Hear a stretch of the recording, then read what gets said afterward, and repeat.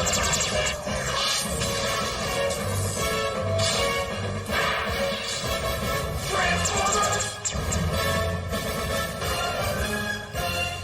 now, through the magic of the Cybernet Space Cube, the computer-enhanced podcast of the future, Transformers Slag Podcast.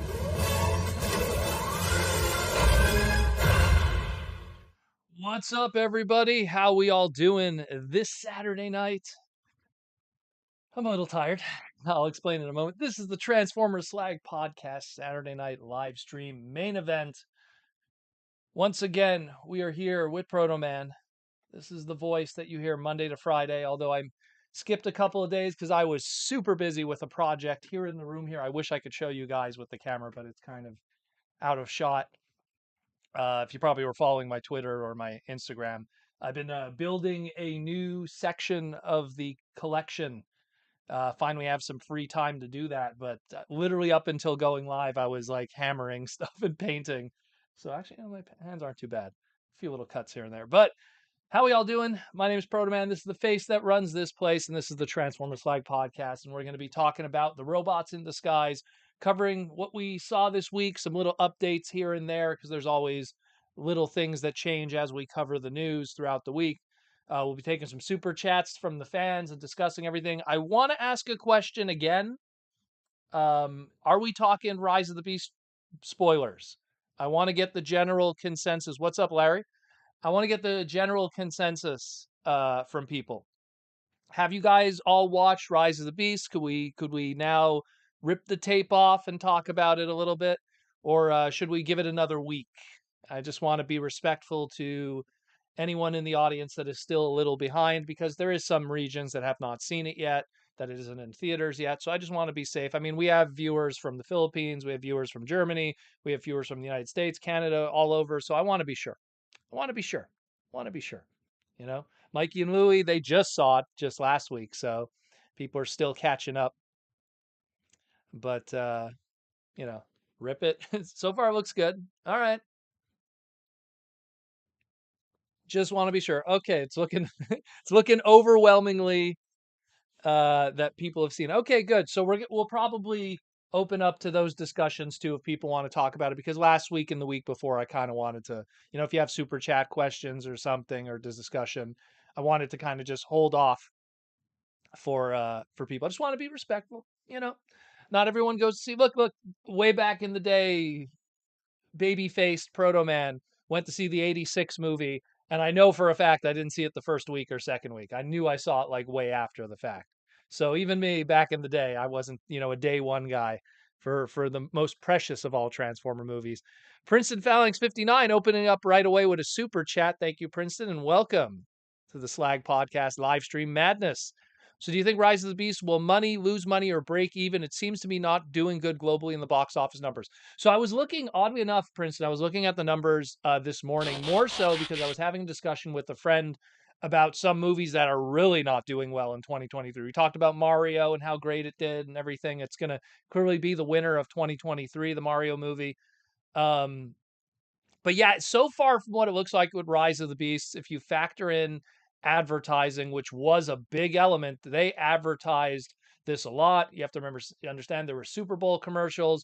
They had different segmentations of advertising within the Christmas Bowl. There was the Nick Bowl, was it? The Nick Bowl. They did a lot of advertising across a lot of different platforms, which I'm pretty sure is going to be a big part of the budget that we're not factoring in.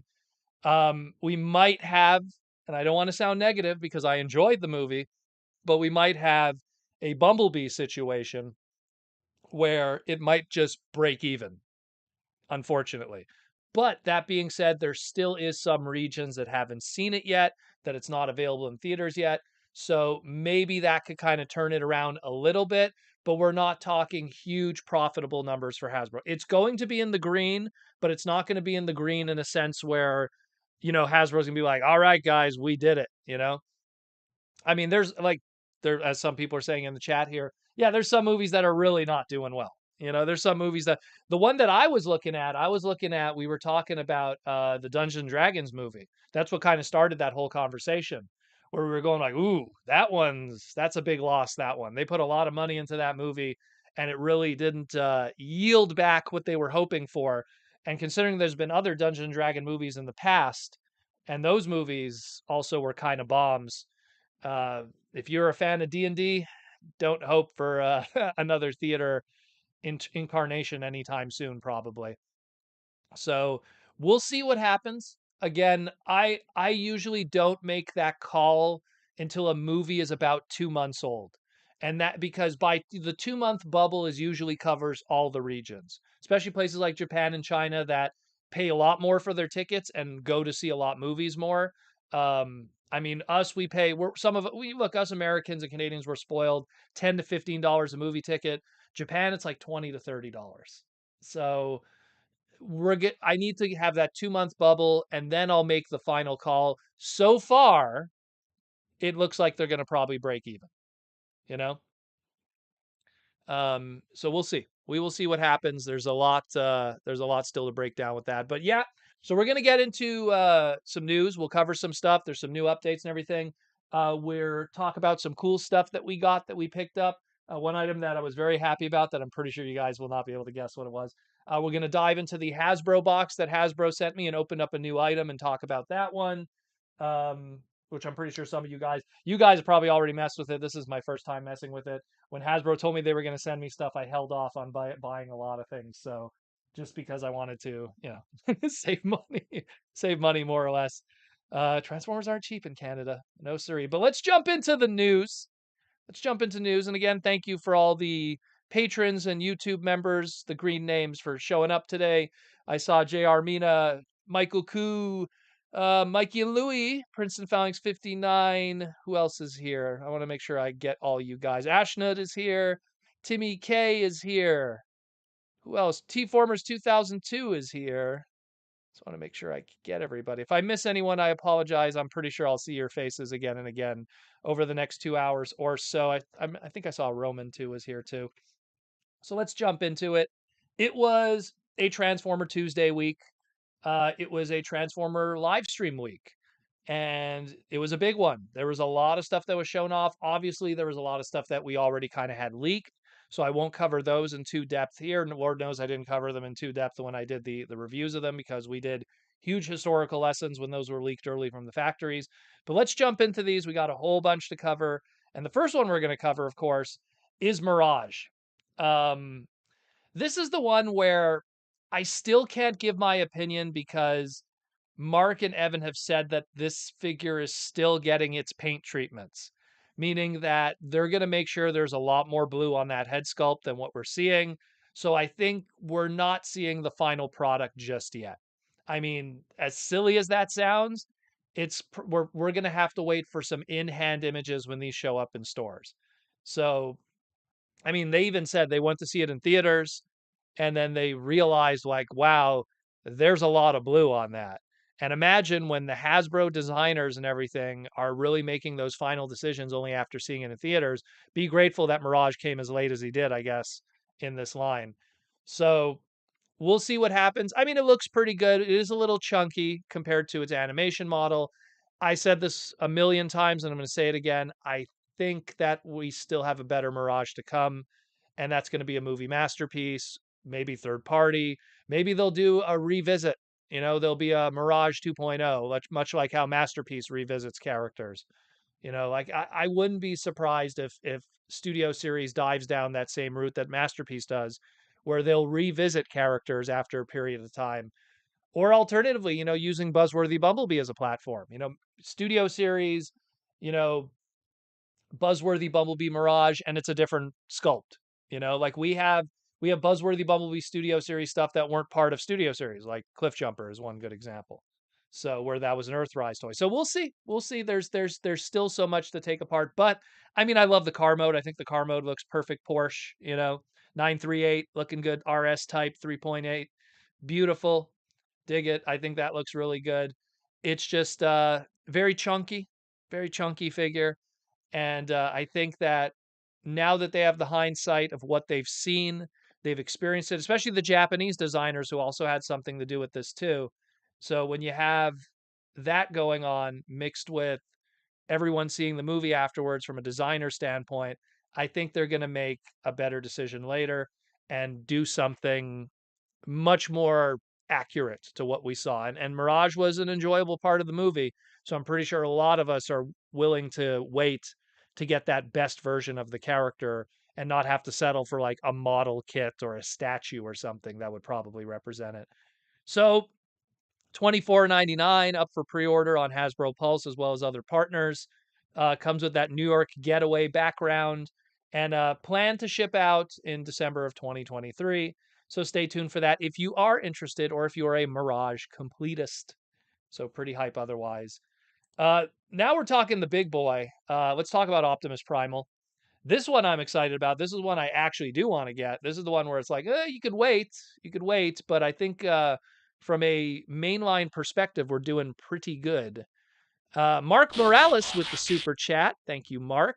The first wave of Studio Series Rise of the Beast figures are in definite need of paint refreshes. I'm looking at my mustard colored Cheetor. Well, Cheetor, I mean, we'll get into it when we're going to talk about spoilers today, because now we could talk about it. There's just some characters that if it's not for the toy, we wouldn't know much about their designs at all, in all honesty. Even the one that I opened up today, spoiler, from the Hasbro box we'll get into. But thank you for the super chat, Mark. And I totally agree with you now looking at some of those designs and messing with them. Um, but yeah, Primal, and even Primal, even like Mark said here, needs a paint refresh. Primal, Mark and Evan, they even said, Mark Morales here said it, but Mark and Evan said it too. They're like, the Primal 2, what we're looking at is not the final product. They're going to actually uh, fix the paint a little bit now to match how it looks at the animation model now that they've seen the movie. And specifically Mark, because Mark used to do the hand painting for all the Transformer prototypes back in the day. So he has an eye for color more than anything, before he started doing designing with Hasbro. So I'm really curious what's going to be changed color wise from what we're looking at right here. But I'm pretty sure it's going to look much better to the animation model, since they seem so, adamant that this is supposed to be done. Um, Now, of course, this is a leader class, articulated fingers, articulated ape mouth, great articulation, scales pretty well from what I saw from the photos in comparison to other stuff. Uh, I'm hoping for an 8-link repaint. I talked about it in my individual segment.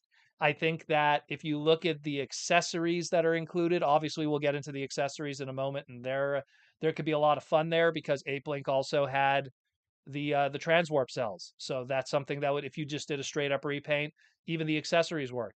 Ape Link in its BotCon incarnations had a form of a mace kind of weapon because of its transmetal origins. So that extra weapon that's included, that's supposed to go with Prime, that could kind of be topical. It'll work with this. So you could put, now that this axe weapon could work with an Ape Link repaint. So I would really dig an Ape Link repaint retool. Maybe it's because I'm part of that older Transformer fandom, and I have a nostalgia for Ape Link, and I like that character. And him being even in the movie, even if it's brief, he's just one of those characters I'm just excited about and want to know more about. Give me the prequel Ape Link story. Give me that prequel story and the origins of the Beast Planet. Tell me more. Tell me more before certain someone put a hole through his chest. But yeah, pretty cool. But again, going into those weapons, and again, even the weapons, specifically the chain, was an example of them not having the final products and not having the final models to work with when they were designing these toys. I mean, you go back and watch that first trailer we saw. He had the chain accessories swinging around his swords and stuff, and in the movie, it's a completely different animal, completely different story. So yes, cringe. We're going to be talking spoilers today. Everyone seems to give the okay, so you could talk about. But anyways, so that leads into what Mark and Evan were talking about, and it's the extra parts. So it seems, and this comes courtesy of Evan's Instagram. He shows that the axe is included, and that was an extra space on the tooling that had the extra budget, the extra tooling space. So they put an axe that could go with your Voyager class Rise of the Beast Optimus Prime, and then the the chain weapon that was originally on Optimus Primal, it could be repurposed now. It's just kind of like a happy coincidence that it could be repurposed with Battle Trap, and you could use him as for his mace weapon, or alternatively use it as like the grappling weapons that he used in the movie. So kind of a happy coincidence, 3 millimeter peg. So it connects with all the 3 millimeter peg stuff. So it kind of just works out ultimately in the end. And it's, hey, awesome stuff. It actually works. So it is what it is, but it works out. So getting back to this guy though, it's like, you know, $54.99 leader class price point, comes with the Peruvian jungle discovery background. Probably the biggest version of that because I believe Air Razor also came with a similar background. December is going to be a chip out date, so before Christmas you will have the Monkey Man, the big boss, and yeah, looks pretty good. I'm excited about that one especially. And now in the comparison of the faces, I usually post this on my Twitter. Um, Here's all the different faces of all the different versions. So the big complaint is, he has a mouthpiece on it, where in the movie, from the few seconds we do get to see his face in robot mode, he actually has a closed up mouth. I'm pretty sure we're going to see different versions. I really do. I think that, again, this goes into what I always say. They never sell you the perfect version. They sell you the same version in different iterations multiple times. And to get you to buy again is to make it better again and again. Look at everyone who is paying stupid money on eBay for that Voyager class on the bottom left. Remember when that one came out? And this was just like 2, 3 weeks ago, and people were scalping it like crazy. And then the Ultimate one came out, and that one sold out. And then some guys were reselling it for $300 on eBay. And now we have this one. And then we're going to have we're going to have a masterpiece at some point for sure. If I was a betting man, definitely Mirage and Primal are on the top of the list. So we'll definitely, we'll definitely see more versions of the big boss. And I mean, I think a lot of these look great. I'm not disparaging the toys, but I'm just saying there is going to be better versions in the future if you're looking for perfection for sure. Let's dive into some other legacy stuff and everything. Of course, this was also another thing that went on sale on Hasbro Pulse, and it was that of the Transformers Legacy Evolution Optimus Prime and Bumblebee Core Class 2-pack, taking our Kingdom Optimus Prime and our Buzzworthy Bumblebee launch figure Core Class Bumblebee, and giving them just a slight paint, retool, not much. I mean, the Bumblebee, it's light grays where the black plastic was, and slightly different paint touches here and there. The Optimus Prime, same thing, just a slight tweak from what the Kingdom version was, but nothing too major. Kind of just trying to be little mini masterpieces. These were both obviously Otoku-san designs. Otoku-san is one of the guys behind the Masterpiece line, and it's just him just trying to have fun, make a little desktop adventure with the roller playset.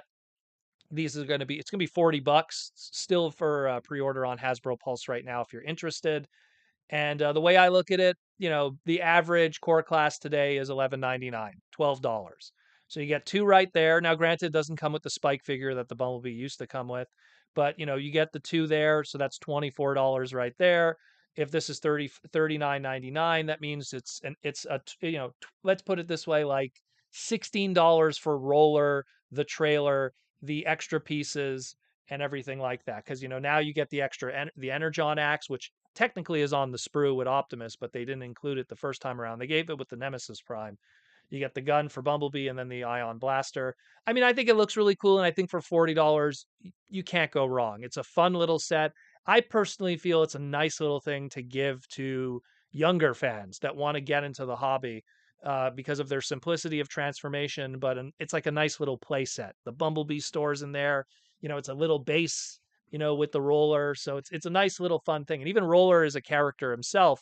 So it adds to that extra element too, where you could definitely have a lot of fun there. You technically get three characters in a sense, and Roller could pull the trailer. A lot of good stuff there.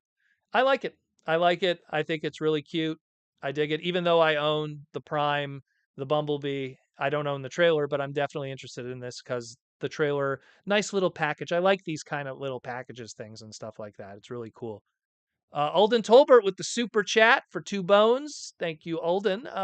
We need Agent Simmons in a reboot movie. Well, you'd have to talk to what's his name there, the actor who played him, if he's interested in doing it. I mean, look, he showed up for some of the other later movies when guys like Marky Mark and stuff were running around with no Shia. So maybe he would want to come back. Maybe he wants to be part of the GI Joe experience now. Spoiler. Yeah. Who knows? Agent Simmons exit. It could be exit Sector 7, enter GI Joe. Sergeant Simmons, with Sergeant Slaughter. And now he could have GI Joe underwear instead of Sector 7 underwear. Uh and he'd be where was he hiding? He was hiding in where was he hiding in Age of Extinction?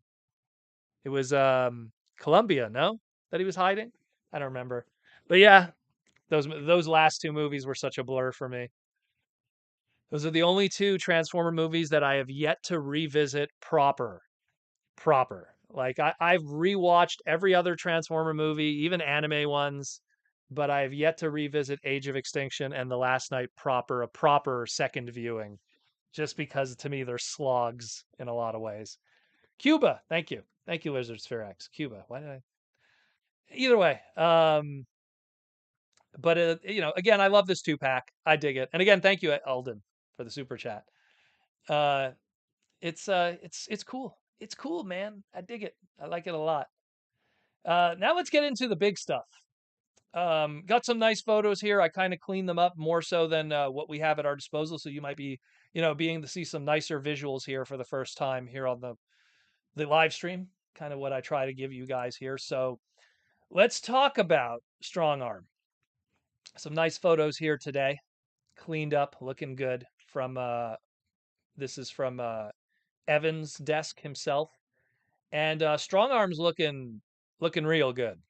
Looking real good. I am quite surprised how much they were able to pull off with the Elita mold, because I was kind of expecting a new tooling. And if you would have told me, like I keep here on the desk the Minerva one, but if you would have told me Strong Arm from Minerva, and of course I would have been hung up with all the other stuff that's going on here, I wouldn't have been able to kind of picture it. But they did such a great extensive retool that, man, did it turn out really good. Man, did it turn out really good. Tyler Jeffrey with the super chat. How you doing, Tyler? Nice to see you. Do you think we will see any combiners in Studio Series 86? Also, do you think we will see a Titan in Shattered Glass?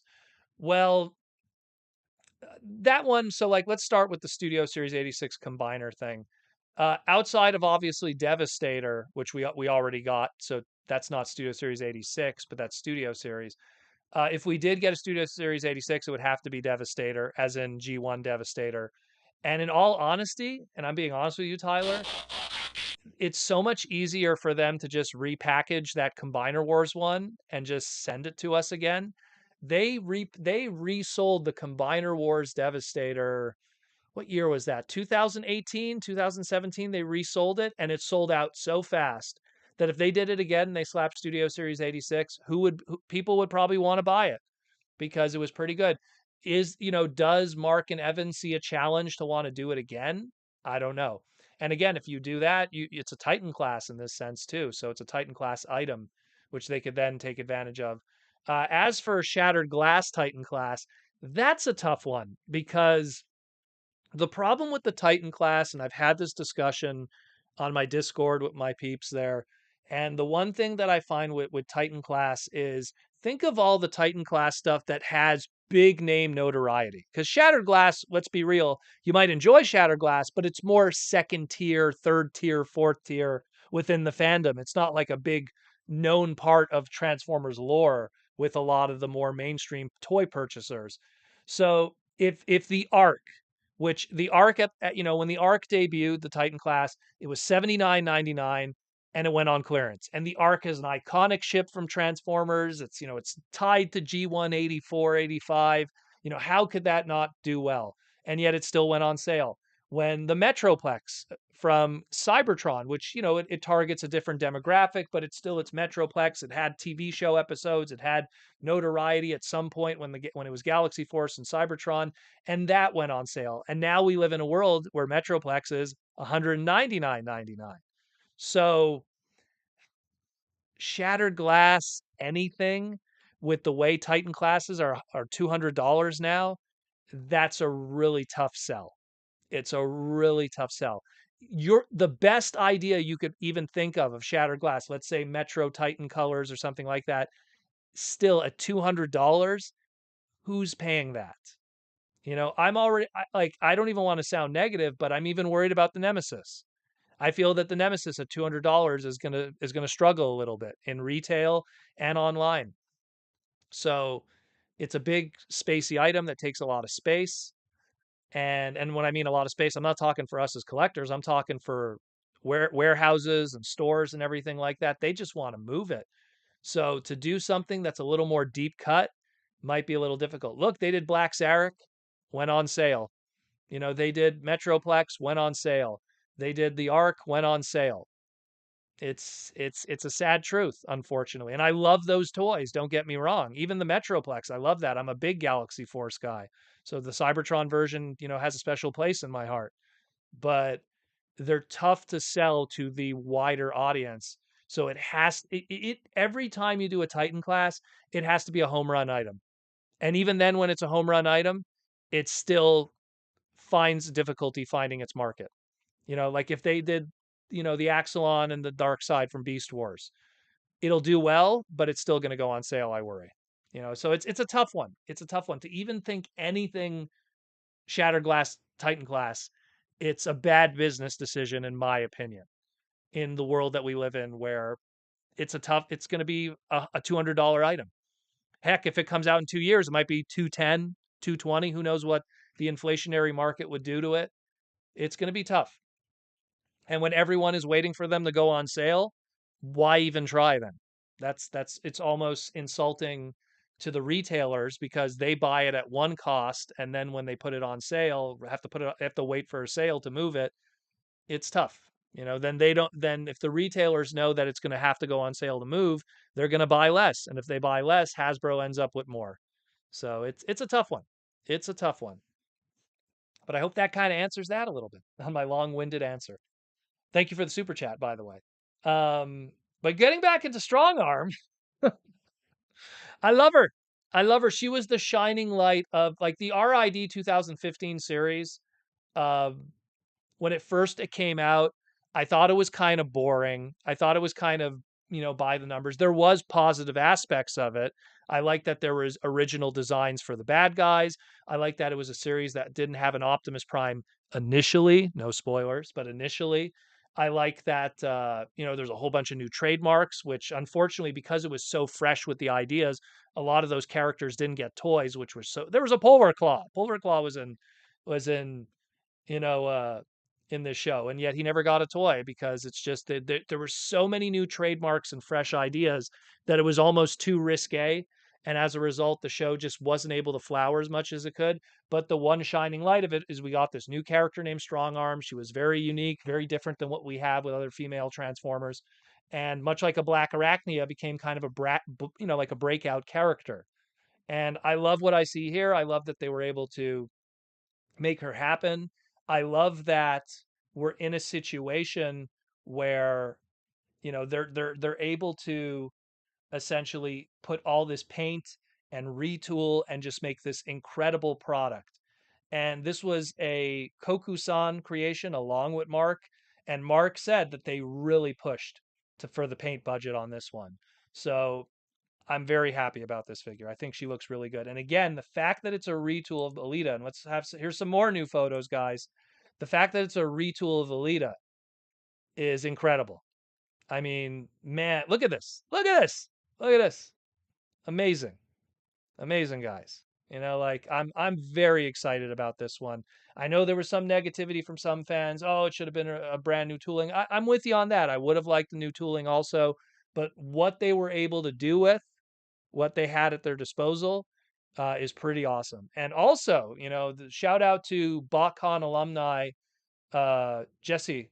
Jesse is looking at this one here, this strong arm, and going, man, they got a star planned from this for sure. The fact that they did this kind of tooling, Firestar is somewhere in their back pocket now because of this tooling. So at some point, we're probably going to see Firestar with a new head sculpt or something. So we're going to get more of our female Autobots Alpha Trion era season 2 for sure with this too. So I love what's going on here. I think it looks great. Let me know what you think, but I think it looks pretty darn cool if you ask me. Love it. Love it. Let's get into one of the more obscure ones. Again, I'm not going to be covering all of the stuff they talked about because we talked about Shadow Striker in the past. We talked about Bombshell in the past. We talked about Dreadwing in the past. So those ones are kind of like we've had tons of photos and really broke them down already. We're going to just cover really the new flavor stuff that we're seeing here. And Detritus is another one of those. And Detritus, what's hilarious is here's an example of they're giving us the color scheme that's the lesser of the two. And then later on, they'll sell you more of the mold later. So right now, oh my God, new mold. Hey, it's that hound mold. And it's here first, and it's not on a hound character. It's on a Detritus E-Hobby Junkion character. Or as they're repurposing it now it's an arms dealer that works for both sides. And on his left shoulder, he has an Autobot logo, but on the hood of his on a hood of his alt mode, he has a Decepticon logo. So depending on which side he's on depends on his alt mode. So it's very double dealer in a lot of ways. So I dig it. I dig it. Again, this is one of those examples of hey, here's a really expensive toy, an e-hobby toy, finally getting an update so you don't have to own that expensive toy. Meaning like if you in the past if you wanted to own a Detritus, you only had a really expensive e-hobby G1 figure. Now you could own something better. And there's another example of that later today that we're going to talk about also. That's another case of a very expensive toy of a character where the only version of it that exists is an $800 toy. And now there's going to be an update that is better and relatively cheaper. So Detritus, awesome, dig it, and hopefully we'll learn more what's happening with that you know, let's find out what's happening with that hound mold. Maybe it'll be a buzzworthy or whatever. Mikey and Louie, it's the Dusty of Transformers. I wouldn't know about Dusty trader, but not a trader. If you watch the old GI Joe cartoons, I don't want to spoil too much because those are great cartoons that people should go back and watch. They're all over Hasbro on their YouTube channel. Go check them out. Dusty is my favorite Joe character. I want one day I'm going to track down his classified figure, get a second one. Getting so tempted to get a second one, but Ron Diaz, how you doing, Ron? With the super chat. I'm getting detritus. Great for a Merc team, but why not use the Merc emblem? Well, again, detritus was a Junkion in his original incarnation with eHobby. Those were all the old copies that were done through the eHobby crew with Hydra and all of them at part one, way back in the day, early 2000s.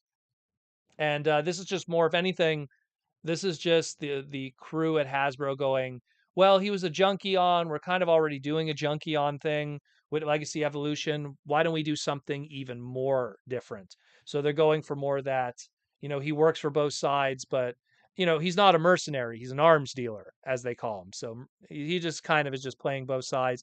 Maybe he's a Junkion arms dealer. He kind of digs up what he finds on Junkion and then he sells it to both sides, whoever's the highest bidder. I'm just making stuff up here, essentially. But I dig it. I dig it. I think it's really cool. And again, if you don't own Detritus as a character because of how expensive he was before, well, now's your chance. Now's your chance for sure. And to answer Mikey and Louie's thing, if this one here is Dusty, then I guess that makes Hound his Tiger Force colors when you think about it. If you look at Tiger Force Dusty, so what's going on there, right? Next up, we got Bludgeon. This one looks great too. This is based off of the Alex Milne design. All those great comic books that Alex worked on. Of course, it is a extensive repaint with a brand new head sculpt and new sword from that Tarn mold. Anyone who's ever messed with that Tarn mold knows what's up. That Tarn mold is amazing. So you give it these colors and you give it the new head sculpt and the new sword, and you're talking business, baby. And I think it looks great. I think it looks really, really good. I remember when we saw the old prototypes, I just couldn't envision it. But now that I see it with the new head sculpt and that demonic looking, character, I love it. And again, I always have a soft spot for Bludgeon because he kind of came out of that really good era of comic books by Simon Furman with the Marvel run when he was like the pseudo leader of the Decepticons. So really like it. Looks really good. I mean, we still don't have our definitive bludgeon pretender version yet, but one day we'll go get that. We have the decoy armor. That's about as close as we got for now in the modern era, but maybe we'll get something in the future. But I dig it. Again, this is the IDW Alex Milne version, so I'm totally fine with that because it's this version of the character, and it looks really, really cool. Let's talk about Trashmaster. Here's another one here. Um, this was one that was a Mark and a Gemasan creation. This was kind of taking what we got with the modulators. The modulators really kind of began with Siege, and it was just kind of like, hey, let's have fun with these characters that were, kind of could be weapons. We're also kind of power dashers. When you went into Earthrise, oh, now we're doing like the modulator kind of flavor, but now we're doing it with the Micromaster bases. When you go into Kingdom, now we have the fossilizers, and we're kind of building up that element. But every single one of those modulators always stayed within the deluxe price point. When Kingdom kind of suggested, oh, we're going to do a combiner fossilizer, and there's going to be a centerpiece, which is Wingfinger, but he was still a deluxe, they were like awesome. And there were so many creative stuff that was done by the fans, amazing photography that I saw, and it was super cool. Tyler Jeffrey with the super chat for $2. Do you think they will continue with Pretenders? I think at some point Pretenders will come up again. I do know that one of the key developers of the Masterpiece line in Japan, he did an interview. I forget. I think it was the interview for the Jetfire. I believe it was an interview for the Jetfire. Don't quote me on it, but I think that's where it was sourced from. They were interviewing him about the Masterpiece Jetfire, the G1 that's coming out. It's going to be Skyfire, and they were asking him like, what are some ideas that you guys bounce around? And he talks about how every single time he goes to Takara's like higher ups and goes, can we do Metal Hawk? And they always kind of look at him and go, ooh, a pretender? I don't know. So I don't know if Takara Tomy has a problem with pretenders. I don't know if it's, maybe us in the West, we have more of a love for pretenders than Takara does, which is weird because they had the very pretender centric series, which was Master Force, which was fantastic. So who knows? I don't live over there. I don't know the pop culture zeitgeist when it comes to Transformers and Master Force over there, and how beloved it is compared to, let's say, Victory or others. I mean, we still get the odd God Jinrai figure, so there's definitely something there, but it's also an Optimus Prime mold, so you could get away with it. But either way, I think we'll get Pretenders again at some point, but I think that they're just waiting for their opportunity. It doesn't help the fact that the decoy armors, even though they were a small, cheap price point, they didn't sell well. That was one thing that was very worrisome to me was they went on sale, and not only did they go on sale, but like decoy armors sticked around in Walmart and in Toys R Us here in Canada for a very long time. I was still seeing Octo Punch for probably like maybe when Earthrise was kicking, like just to give you an idea of how long it was sticking around. Some of those late wave decoy armors. So I mean, that might also be something where there's muscle memory at Hasbro and Takara, and they're going, well, last time we did it didn't do well. So you got to kind of distance yourself, I guess, before you could do it again. We'll see. I hope there is, because I love Pretenders. I love Pretenders. I always, I was lucky to work with Bakon when they were doing those brand new Pretenders like Oil Master and the Megatron and stuff. So, and we were hoping to do more at some point, but that's a whole other story for another time. But it's, it is what it is. Thank you for the super chat, Tyler. Very good one. But getting back into Trashmaster, so Mark was like, "Hey, we're gonna do a Voyager class modulator. We have this Junkion concept we're doing where we have all these Junkions and mix and match. So we're gonna make a brand new character. It's gonna be the centerpiece of our combiner. And once again, he hid a combiner element, much like he did with Wingfinger with the Kingdom stuff. And lo and behold, Jima-san, Mark, they put together Trashmaster. Mark was the one who named the character. He got to work with copy and the copyright people to do the trademark. And we have Junkasaurus. So Junkasaurus, um, pretty much you got to just you take your Trashmaster. It's the centerpiece. You take your scrap hook and your axle grease over there, and those are the legs, and Crash Bar is the arm, and we don't know what will be the other arm. We don't know yet. I was at first I was, when I did my segment, I was like, "Oh, is that the other arm piece?" And then on closer inspection, I was like, "Oh, wait, that's just a test shot of Crash Bar, put the other way." Like they did in the past with the Volcanicus stuff where they had prototypes and everything. So Junkasaurus, you know, I dig it. Reminds me of Truckosaurus from back in the day with The Simpsons. Truckosaurus. So looks really good though. I think it's so on character for a Junkion combiner. Like if you've gone to like, old like monster truck stuff back in the 90s and in the late 80s, and you had like the Truckosaurus that would like eat trucks for breakfast and crunch them and smash them. It's so Junkion. It's so on brand. It works so well. And a credit to Mark and Ajima-san and everyone else who was involved with it. Just makes sense. It just makes sense, and I love it.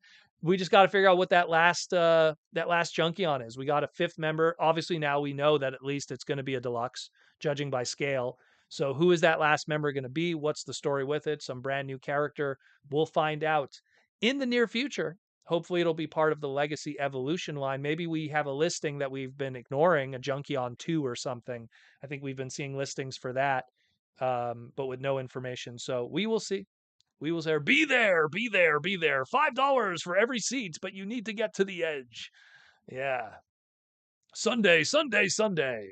The Truckosaurus. Junkasaurus. But yeah, I dig it. I think it's really cool. More of that, guys. And especially now when we think about it, when we have next year, we're going to have the Legacy Uni line, whatever the full name is. And we're going to have rocks, you know, we're going to have Rock Lord combiners. Oh my goodness. There was a Rock Lord combiner back in the day. It turned into a dinosaur. Will they keep that tradition? Will they keep that tradition? Yeah, it's true. Hey, Mikey and Louie, you're right. Maybe it could be Nancy. Oh my goodness. That'd be really cool. If they could do Nancy, like finally, like, round it off. Oh, that'd be awesome. Give us a Nancy. And then if you do that Nancy head sculpt, you kind of have a Linthen. So then you could do like, Arborus or Kranix. You could do a retool from it. Sunday, Sunday, Sunday. Sorry. Love it. That's a good idea. They should do Nancy. Rock lords, rocks that come alive. Rock lords fighting to survive. Powerful fighting rocks. Let's talk about the next one. So Protoman doesn't bore you with his singing. Gotta get me some water. So this one here, I'm very excited about. This was a pre-order that went up on Thursday, and it's another one of those examples of let's take a toy that back in the day, only version of that character, ridiculously expensive, ridiculously hard to get. Even if you had the money, the opportunity to buy it was difficult. Bam! Beast Wars Antagony. I love this. I love this a lot. 1998 BotCon exclusive, only 600 made, and of those 600, you maybe see one at a BotCon or TFCon once every 5 to 7 years. And they're asking $500, $600, $700, $800 loose opened. And that's the old one. And we all know how that Inferno mold held up. Clear plastic, breakable. So do you want to mess with a 1998 Antagony all these years later that you paid $600 for and then the arm snaps? So this is fantastic. This is absolutely fantastic that you get an update of this classic character. I would have liked it if they did a new head sculpt, more feminine, Simon Furman comic looking head sculpt. I would have dug that, but it's true to the toy then, if anything. But I really appreciate also uh, the brand new head sculpt of Scavenger, the Transmetal, the fact that Mark planned the tooling in the chest all the way back in the Inferno. That's some major forward thinking all the way back when we got the Inferno one in regular Legacy. So, man, this is really cool. I heavily suggest people, because this is a Pulse exclusive kind of item, I heavily suggest if you don't pick this up, you're going to regret it later. It's not sold out on Hasbro Pulse right now, but I'm telling you guys, when this gets sold out, I have a feeling 5 years from now, people are going to be like, hey, you want an antagony figure. You have either that Bakon one that's going to break on you, that's really expensive and hard to get, or you have this one here, which when it'll be retired and out of the market, is also going to go up in value. I'm telling you guys, like, I don't see another opportunity to do an updated Inferno, let alone an updated Inferno that's based off of a Bakon exclusive, a black repaint female character. You get that extra head with it. That's even more of a bonus. So between Hasbro Pulse and Michael Koo even pointed out on BBTS, don't miss up your opportunity. I get a feeling this is going to be one of those things later on that people who didn't get one are going to regret not picking one up. They're going to be like, man, I should have got it. Da, da, da. Maybe it might even go on sale at some point. It'll go down, but it will be one of those items that after it's retired, it's going to go up. It's definitely going to go up. And this isn't something like, let's say, what Japan's doing, like with the Beast Wars again stuff. Like they're not going to Japan's not going to release Antagony. Japan doesn't have a connection with that character. There's no reason to do a box set with her. So it's really something I feel that's going to be pigeonholed into this Pulse exclusive. So definitely check it out. Definitely check it out. Don't pass up on it. And again, $34.99 standard MSRP for our Voyagers. October 2023 is when it comes out, so you're not going to have to wait too long, and you're going to get that brand new head sculpt. And I have a great suggestion with that brand new head sculpt, and this is just me figuring it. If you already have Inferno like I do, take your Inferno, keep that one, take off the head, and put that aside. At some point, we're going to get a Beast Wars again Inferno pack. Like we're going to get like a 2-pack of that one with an upgraded look and everything. And you could use that Inferno, the one that we got right now for uh for the legacy version. You could use that with the scavenger head because the scavenger head is ready to pluck onto your Inferno. And then you'll have your first true technically transmetal update. Some people were saying, the Megatron Dragon, that's technically a TM2, technically. So, but the first true transmetal. I dig it. I love it. I think it's great. Again, awesome stuff. Very happy with Mark and his forward thinking there. Really good. Next up, some footage here. Let's talk about Transformers and video games. So we got this announcement just this week. I was sent the press release early with a NDA on it. I couldn't talk about it right away until it was public, but we got the press release and images, and now we could finally talk about it. And it's that of the video game stuff that's going on. So we have Transformers Earthspark, the video game Expedition, and I mean, it's not the AAA titles. It's not going to be like the big budget War for Cybertron, Fall of Cybertron stuff, but it looks like a fun open world Transformer game. You could drive around as Bumblebee. You could mess with, Decepticon characters. Or in this case, it's probably going to be also the Mandroid droids. I dig it. I think it looks really, really cool, this game. And it's going to be a budget game. And a budget game is $39.99. It's not the full price. And it's something like where, man, it's still going to be fun. I look at this, I compare this to, like, let's say the Armada game we got during the PS2 era, or even that of the movie 2007 game, which a lot of people have nostalgia for. The only negative, in my opinion, is you just only play as Bumblebee. Now, granted, you could go back to the Autobot base, you could upgrade them. Maybe at some point, Outright Games might even do some DLC where you could use other characters or at least skins, skin Bumblebee so he could have like Red and be like Cliffjumper or Glyph or Tap Out or Wasp or, Black Repaint, Earth Elite Guard, do some of that craziness. So that's the way I kind of see it. I'm pretty sure there's going to be some fun to be had there with this game. Again, available on all the consoles. So when you have stuff like that where it's available on all the consoles, I always say it's only as strong as its weakest link, which is probably going to be the Switch. So this game could be as good as what a Switch could put out, which isn't a bad thing. Switch still does really good games. Usually I say like slightly above PS3 quality is Switch power, but not PS4 or PS5 levels. So I'm excited about it. It looks like it's a very robot heavy game too. It's not going to have human elements and stuff. So give me more of that. Give me more of that stuff. But yeah, Earthspark game, check it out, yo. I dig it. That's also going to be coming out later this year. Stay tuned for that. I'm definitely going to pick it up. But that's it more or less. That's it more or less for news wise. We got some cool toys we're going to be talking about. We're going to obviously do some sponsor stuff, and then we'll take some super chats from my beautiful people here today. So be sure to hit that super chat if you want to be involved tonight on some questions and some, I guess, Rise of the Beast talk. But let's get into first. Let's get into it. The all of the beautiful, beautiful, beautiful sponsorship. So Symbiote Studios rocking the Grimlock shirt today. Symbiote Studios, the pins, the T-shirts, and the plush of Transformers. We have some stuff that's on its way from Symbiote Studio HQ in the mail. Some brand new stuff to reveal soon. When it arrives, I'll talk to the headquarters and discuss how we're going to go about this. It is stuff that's also going to be debuting at TFCon. So if you're going to be in TFCon next month in Toronto, the Toronto show in Canada, some of the Symbiote Studio product will be in the glass displays. Brand new product to check out. First time you're seeing it, it'll be really cool. But again, the plush, the pins, and the t-shirts, so much more coming. We got the new Megatron that just came out.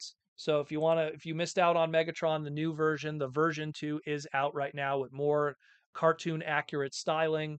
It's on the website symbiotestudios.com. Be sure to pick that up. Really cool. Mine's in the mail right now, actually. So old Megatron might be retired soon. Oh, you could barely see him, but he's back there. He's back there with Shockwave and the crew. Um, so be sure to pick him up. He's the new one that's out. But there's many more to come.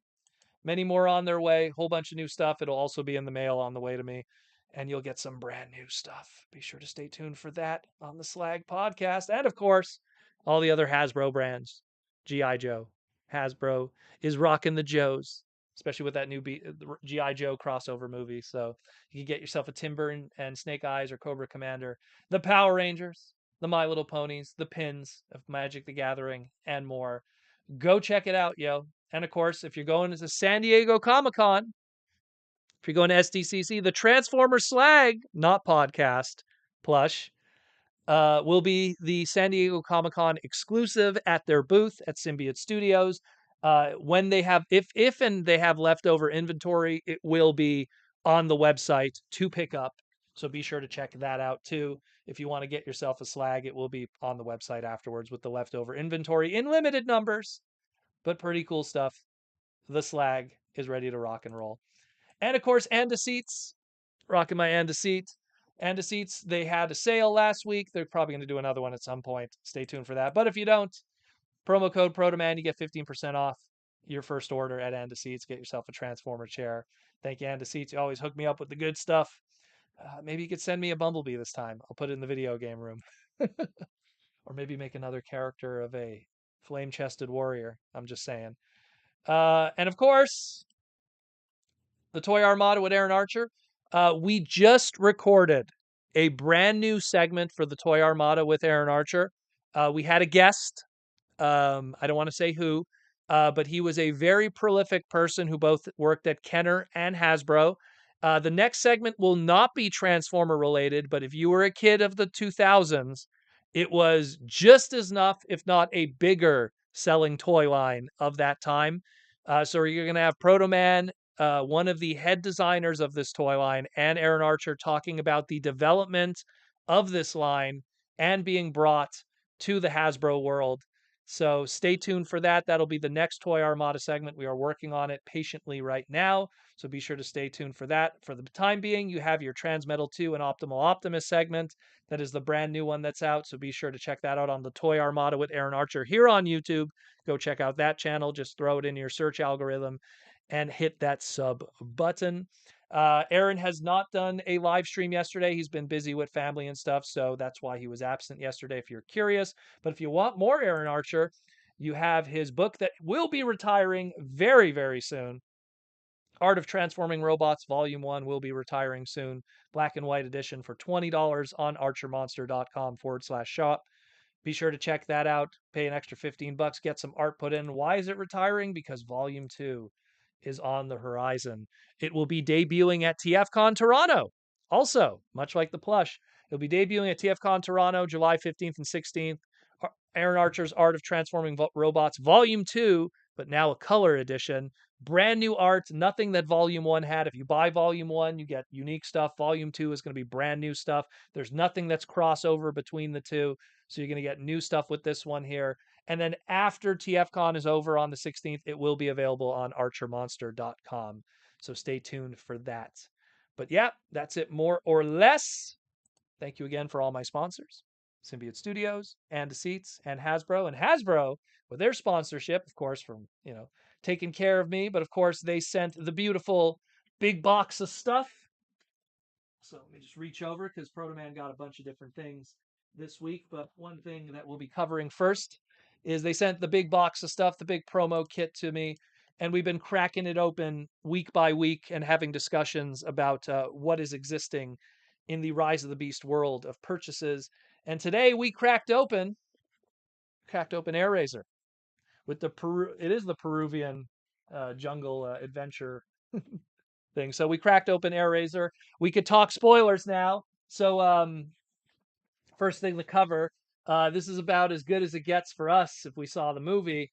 So owning the toy at least is a good way to kind of enjoy the character and what could have been. I think what it would have been really cool is when Air Razor went a little cuckoo. Maybe she turned into robot mode and then Primal, take her out that way. That would have been a good opportunity to do that.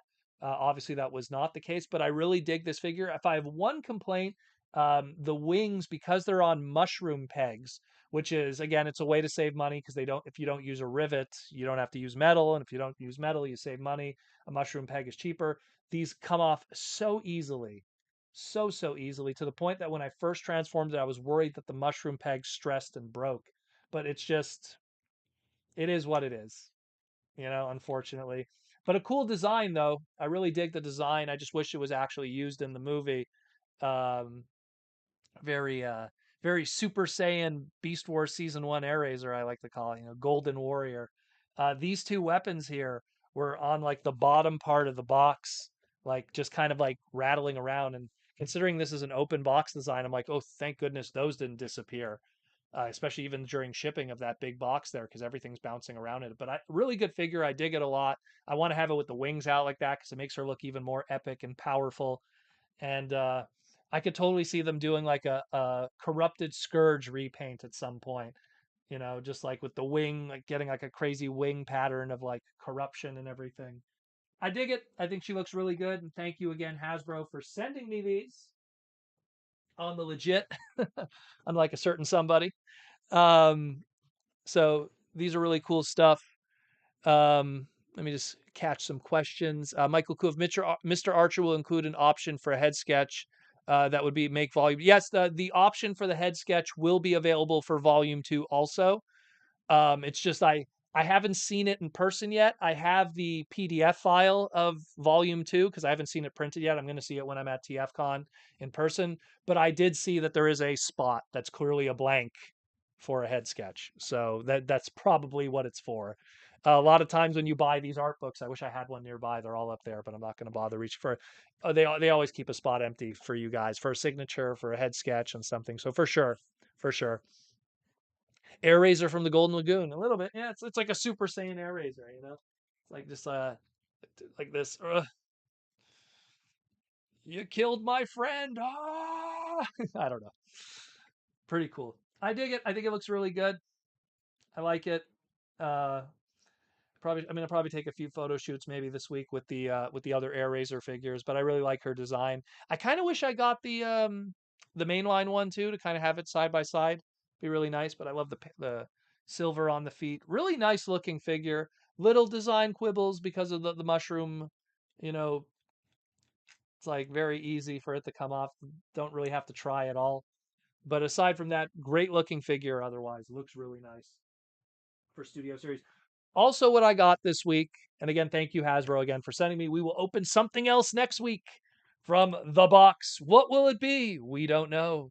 We don't know. It'll be something. It'll definitely be something. Am I ever going to wear that T-shirt that they gave me? I don't. I don't think so. I think it was an. I think they gave an extra large or something. That's definitely not my size. But we'll definitely open something from the box next week. What will it be? We don't know. We will see. But we also got a few little things here and there. Let me pull these up. So in Canada this week they had a huge sale at Toys R Us. 30% off all not 30% off. I think it was 60% off or something. 60% off most of the stuff in the store outside of certain premium items. And one thing that they put on sale was their reaction stuff. So I was very happy to buy these at 60% off. These were the only two that were available of the Transformer stuff. So I picked these up. I would have bought more if there was. But so I got Jazz and Bumblebee here, so very happy with those. I love what Reaction does. It's just the price, for a 5 point of articulation. The Bumblebee one's so tiny. I don't want to pay. I think these were $13 Canadian. So with exchange and everything, like $9 American, maybe even less, 850. You know, so for 850 American, I couldn't go wrong. You know, I dig them. I would have bought more. I would have, like, if they would have had more, I would have bought more. If they had everything on the back here, I would have bought it all. So I dig it though. Really cool. I would have liked to get those Black Friday exclusives because they had those too. The big find that I was happy about. I've been looking for this guy, no joke, for like 6 months. Like every time I went into Toys R Us, every time I went into Walmart, I would go straight to the rescue bot section, hoping to find him, and he was never there. And then I went to ship out a package today for some of the Patreon stuff, and I was shipping out a package for one of my Primus tier members, and I was walking by the toy section because our post offices, some of them are sometimes they're in drugstores, and I was walking by the toy section in the drugstore, and then, oh snap, Croc Megatron, Beast Wars Croc Megatron Rescue Bot was there. And I was like, are you kidding me? I've been looking for this guy for 6 to 8 months, and he shows up in a drugstore of all places. And it was funny too, because then after when I went to Toys R Us, he wasn't there. So I'm super hyped about this. This is definitely going to have a photo shoot this week. There's going to be a Croc Megatron little collection. I am so It's funny the simple things that make me happy, but I absolutely love uh, Beast Wars, especially the Croc Megatron, the Bat Optimus Primal. Those were like toys. Those are like some of the very first Beast Wars toys I owned when that line first kicked off, and just I have a nostalgia for that. So anything that throws back to that era, super cool. Rock out with your croc out. But dig that. So happy about that one. So that's something for sure. And then the last thing I picked up. This I was a little disappointed because they screwed up my order. I should have known better. Um, I'm a big fan of weird '90s toy lines, and Street Sharks is one of those lines that I collect. I love Street Sharks. I love it's a small little toy line, small little show, had its thing, and then that was it. And they don't really do Street Sharks merchandise anymore. Mattel tried to do something through Mattel Creations. It didn't do very well. They did a couple muscle stuff, and that was it. There was a bunch of bootleg Street Sharks using the Lego mold of King Shark, and so there was a whole bunch of bootleg Street Shark King Sharks of the different Street Sharks characters. I ordered a full set from AliExpress. That's where I got it. And they left out my Ripster. And I contacted them like, hey man, Ripster's missing from my order. I don't got my full set of Street Sharks. They still haven't gotten back to me yet. For some reason, Streaks, I don't know, there's like a broken piece inside them, but there's nothing broken on them. So literally right now I'm just waiting on them replying to me. I don't have my Ripster, so I'm disappointed. But I love that they like Street Sharks, the mouths open and close. So cool. So cool. I'm so happy. I'm not a big Lego guy. I'm not huge on Lego. I like this and that of Lego, but it's to me it's new Street Sharks merchandise. That's how I see it. So that's going in the Street Sharks collection. Too bad, Jab was the hammerhead. They didn't do a hammerhead sculpt. They could have though. Maybe one day.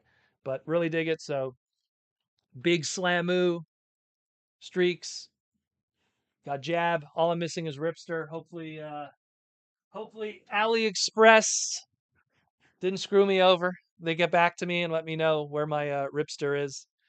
They took my money. It is what it is. It is what it is. Unfortunately, it's a shame, but really excited about that. And that's more or less what I got this week. Pretty much, really cool stuff. Retro Cabal, yeah, what's up, man? It's on AliExpress. They're there, but I hope that they don't screw you, also, brother.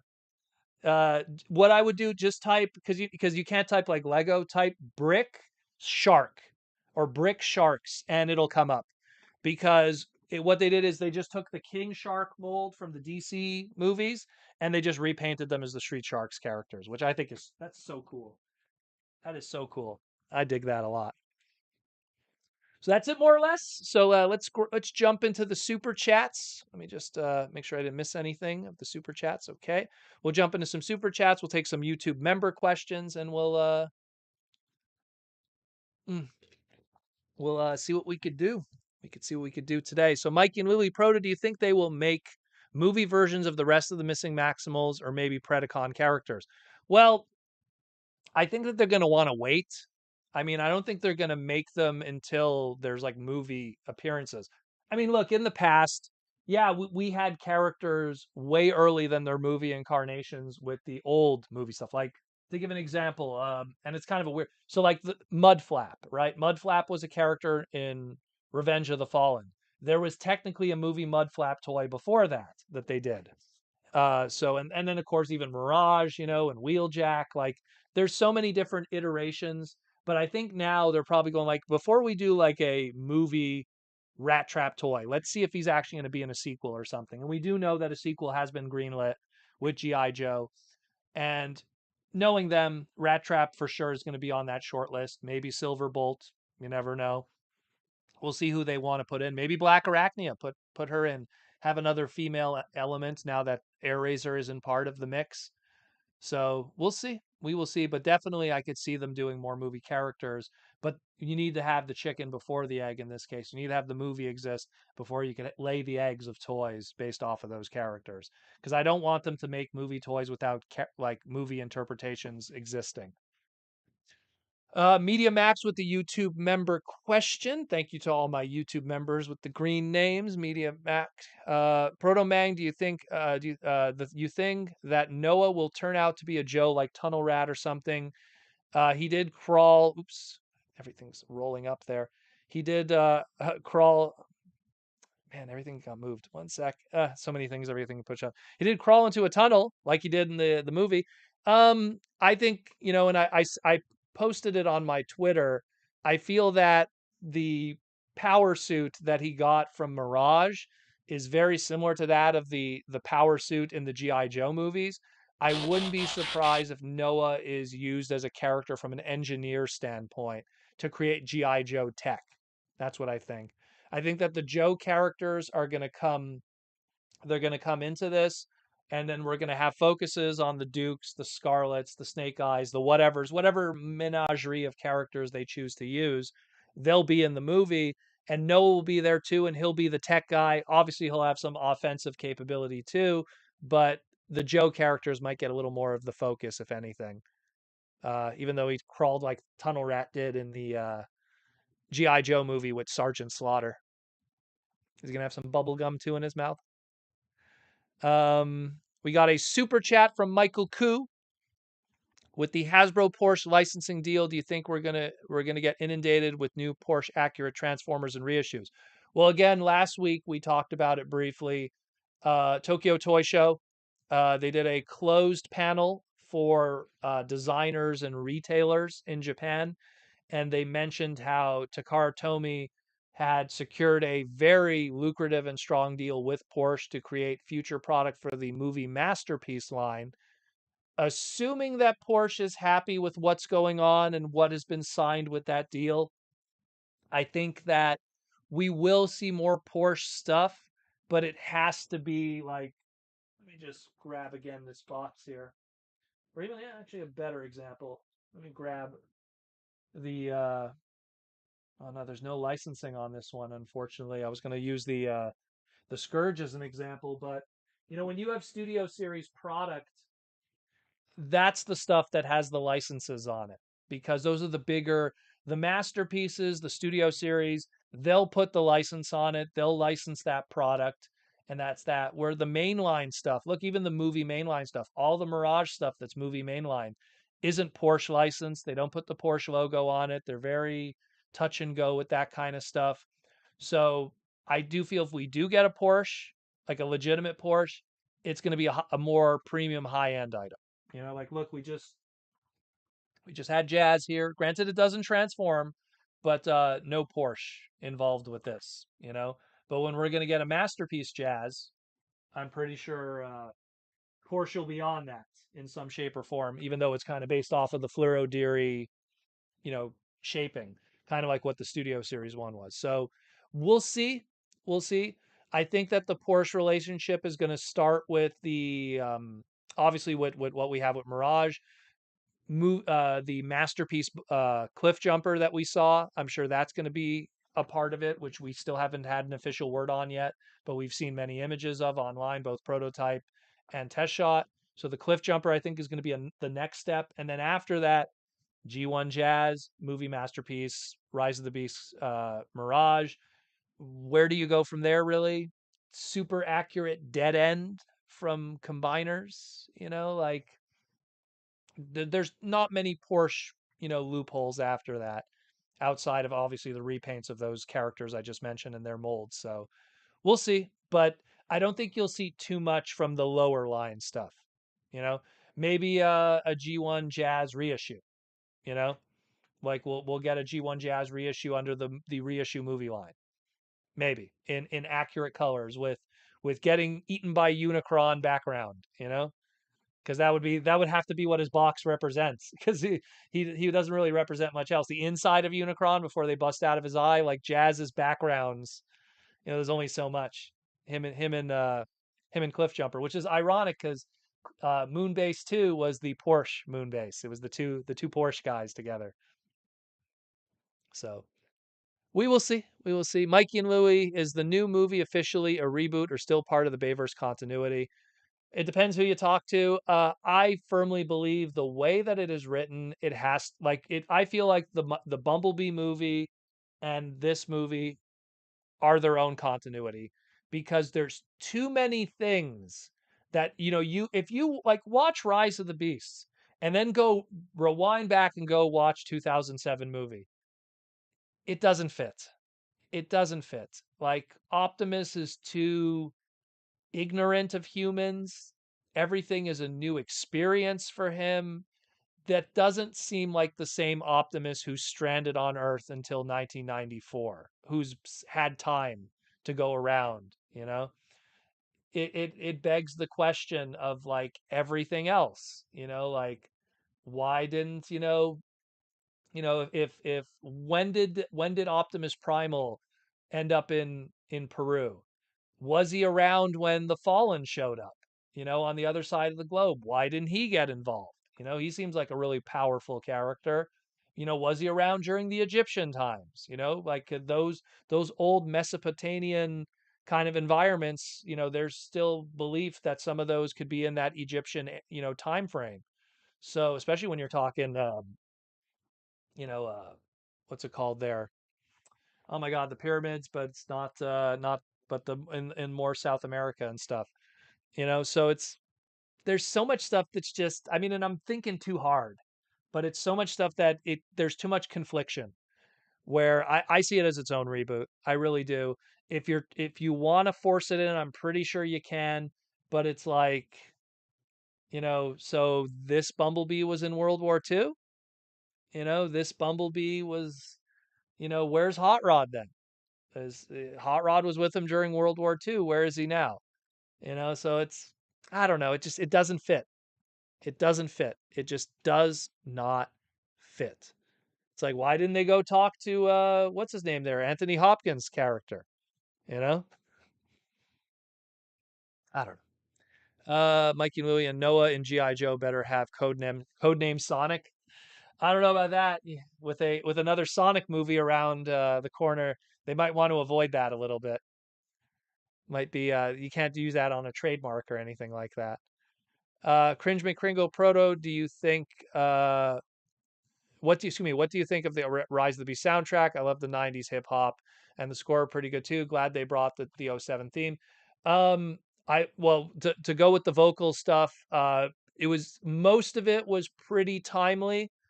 Most of it represented 1994 or below in hip hop or rap culture at the time. I think there was one or two songs which escape me right now that came out in 1998, but otherwise it was all pretty timely for that time.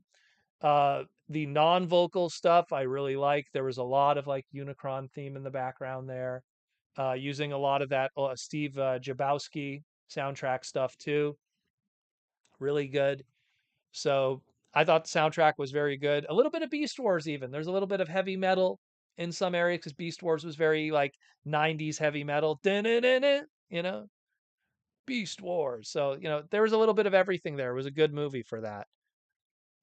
Michael Koo, I hope Rise of the Beast is a new timeline because we need a live action Hot Rod that doesn't have a French accent. Well, you do not like the French accent on Hot Rod. Actually, I'm doing more of a Quebecois French accent. His was more France French accent. There is a difference. Um, I got so blamed for that. You have no idea. After the movie came out, I got all of these messages going like, "Is Hot Rod French because of you?" And I was like, first of all, I'm French from Quebec. He's French from France. Totally different things. That's like if someone has an English accent and someone has an American accent, it's not the same thing. It's the same language, but there's two different accents. He was a French accent. The actor who played him was from France. I believe was born in Africa and moved to France. But don't quote me on it. I forget the specifics, but so it's something where I got so blamed for that. It's like, is Hot Rod French because of you? No, no, no, no, no, no, no. And it was actually kind of cringy. "Oh, I do not want to have the French accent. I cannot control it." I swear I was in the theater going like, oh god, because we didn't know that. We didn't know that going into the movie. There was no indication of any of that. It was just me going like, oh my god. Okay. Yeah, I left that movie very confused. And I had the preview screening. Rodimus Prime, the French King. Oh, good lord. Good lord. Those movies, I swear. Sometimes, sometimes you go back and you watch them. Look, hey, if you grew up on them, obviously you'd probably be 12, but if you grew up on them, hey, that's great for you. But man, some of them are a little rough. They're a little rough around the edges. Uh, let's see. Bigum says, "Hi everybody, how you doing, Bigum?" Mikey and Louie. We don't see how it's the same universe as the Bumblebee movie. What happened to Wheeljack? It's confusing. I mean, it's to fit it in there, to fit it into the Bayverse of those five movies. There's too many things. It's like, so are we gonna like have a Unicron trilogy and then somehow Unicron ends up trapped in Earth? Are we gonna come back to Earth and then Unicron gets trapped in there? Like, what I don't like about if you make it part of the Vayverse, then we already know the conclusion of this Unicron story. Let it not be part of it. That way we could tell a story and the audience doesn't know what's going to happen. You know, I think it's kind of what hurts, the Star Wars prequels. There's a lot of reasons why the Star Wars prequels people didn't like, but we all knew what was going to happen to Anakin in the end. That fate was decided, from the beginning. There was going to be no surprises with that. Oh my God, he goes to the dark side. I never saw that happening. So it's the same thing by all of this being part of the Bayverse. That kind of like, oh, then that means Unicron doesn't die. He's just going to be trapped in Earth at some point. So it's like, nah. Let's do a new continuity, not have to be, shackled down by anything else, and we could have a lot of fun with that, you know? Okay, we got some super chats coming in. Let's tackle those. Michael Koo, thoughts about the full reveal of Skybound Autobot lineup and design. What's funny, guys? I didn't do a segment yesterday. I apologize for not doing a Friday segment. I was so busy with the construction. that I was just like, oh, my hands are covered in paint. I don't want to touch my equipment to do editing. I did want to talk about that yesterday, though. So pretty cool stuff. I like the lineup. So I should have done a slide too. Thank you, Michael, for bringing it up. So Optimus Prime was first revealed, then RC, then Cliff Jumper, and people were making that RC Cliff Jumper connection with Transformers Prime, saying, "Oh, I don't know if that's going to work out for Cliff Jumper." But still pretty cool. And then, of course, Wheeljack and Ratchet were shown. So that's going to be our opening cast thus far for the comics. Uh, I like that it's not just Legendary Seven. It's not like, oh, we're going to have Grimlock, we're going to have Bumblebee, we're going to have like Prowl and, the second tier guys are Prowl and Jazz. Like they're going a little more outside there with those characters. I'm curious now who they choose for the Decepticons to be the counter to that. Again, guys, if you haven't already read it, go read Void Rivals #1 by Skybound and Image Comics. Nice read. It's not heavy transform. It leads into some Transformer stuff, but there's a good story there, so you get to know those characters with the Energon universe that's going to be built. It's a fun, little, cute story that's going to kick off all of this and a new era of Transformer stuff. And I have a lot of confidence with Image Comics. They may not be the best with release dates. Sometimes, they have to do every second month or every third month because they're a smaller company. But man, are they good at quality. So I'm very excited about that. I really am. Really am. Really, really am with that. And thank you, Michael, for bringing it up. I'm very curious what the Decepticon for. It's going to be Megatron.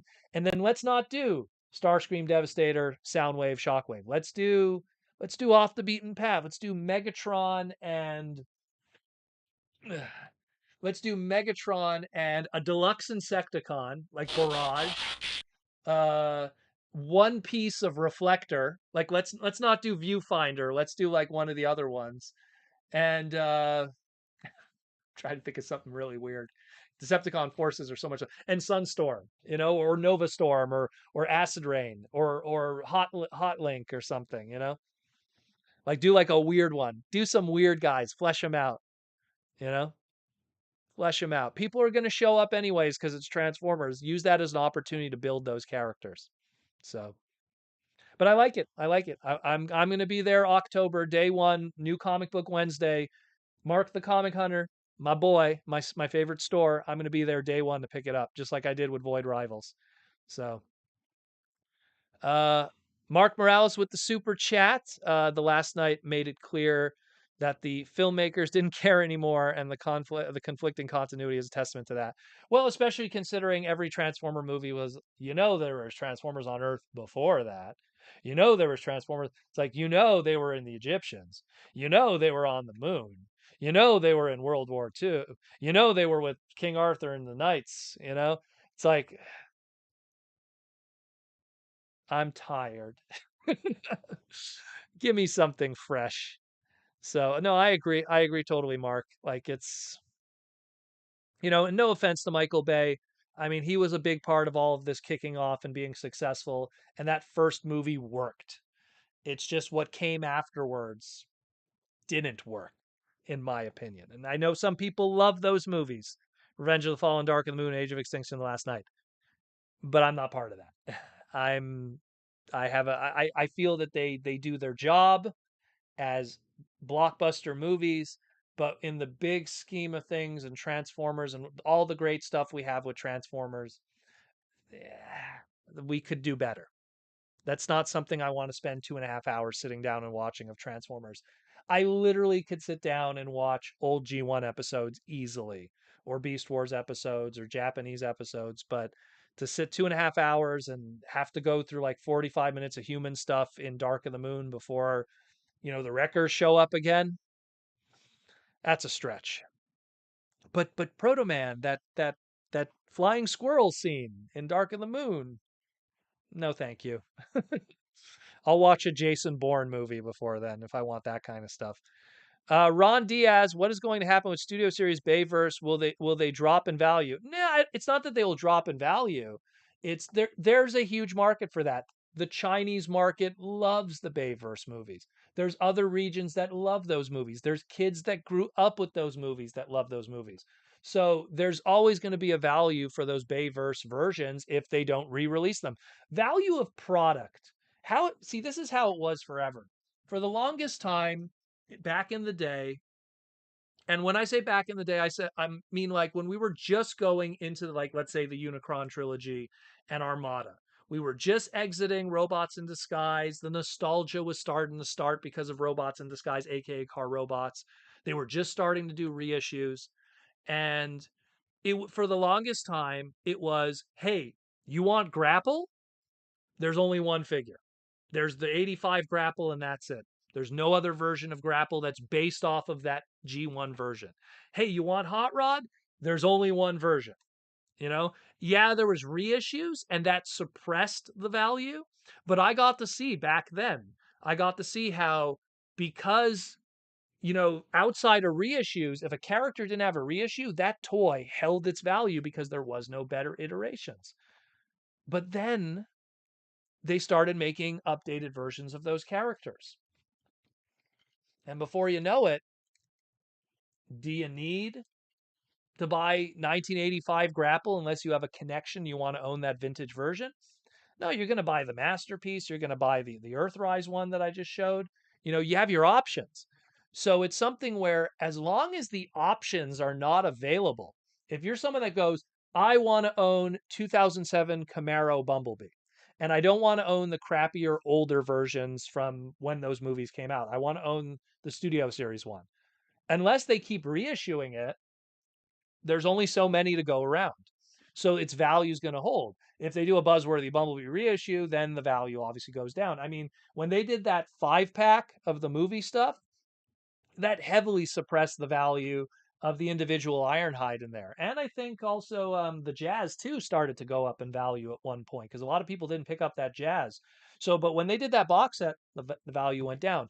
How it always works with the market, it's demand with availability of stock. It's always like that. If there's a demand and the stock disappears, the demand stays high and then the value kicks in. You know, demand stays, stock disappears, value becomes part of demand. If the demand is there, but the stock remains and it keeps getting refreshed, the value will stay consistent. It's like anyone who collects Gundam model kits will know exactly what I'm talking about because Gundam, they constantly reissue old kits all the time. So like there's never like a kit that's worth a ton of money because they always reissue them because they're so easy to do. They're model kits on sprues and it's a cardboard box practically, where one side is glossed and color and the other side isn't. So it's so easy for them. So it's something where Transformers, unfortunately, because of the parts, the complexity, the factory time, and everything, unless there's a better version of Hot Rod, excuse me, Rodimus Prime in this case, they just won't, they won't go up in value. So it's something you got to consider a lot. But thank you for the question. Very good one. Very good one. I like the ones where the super chats where we have like a lot to talk about.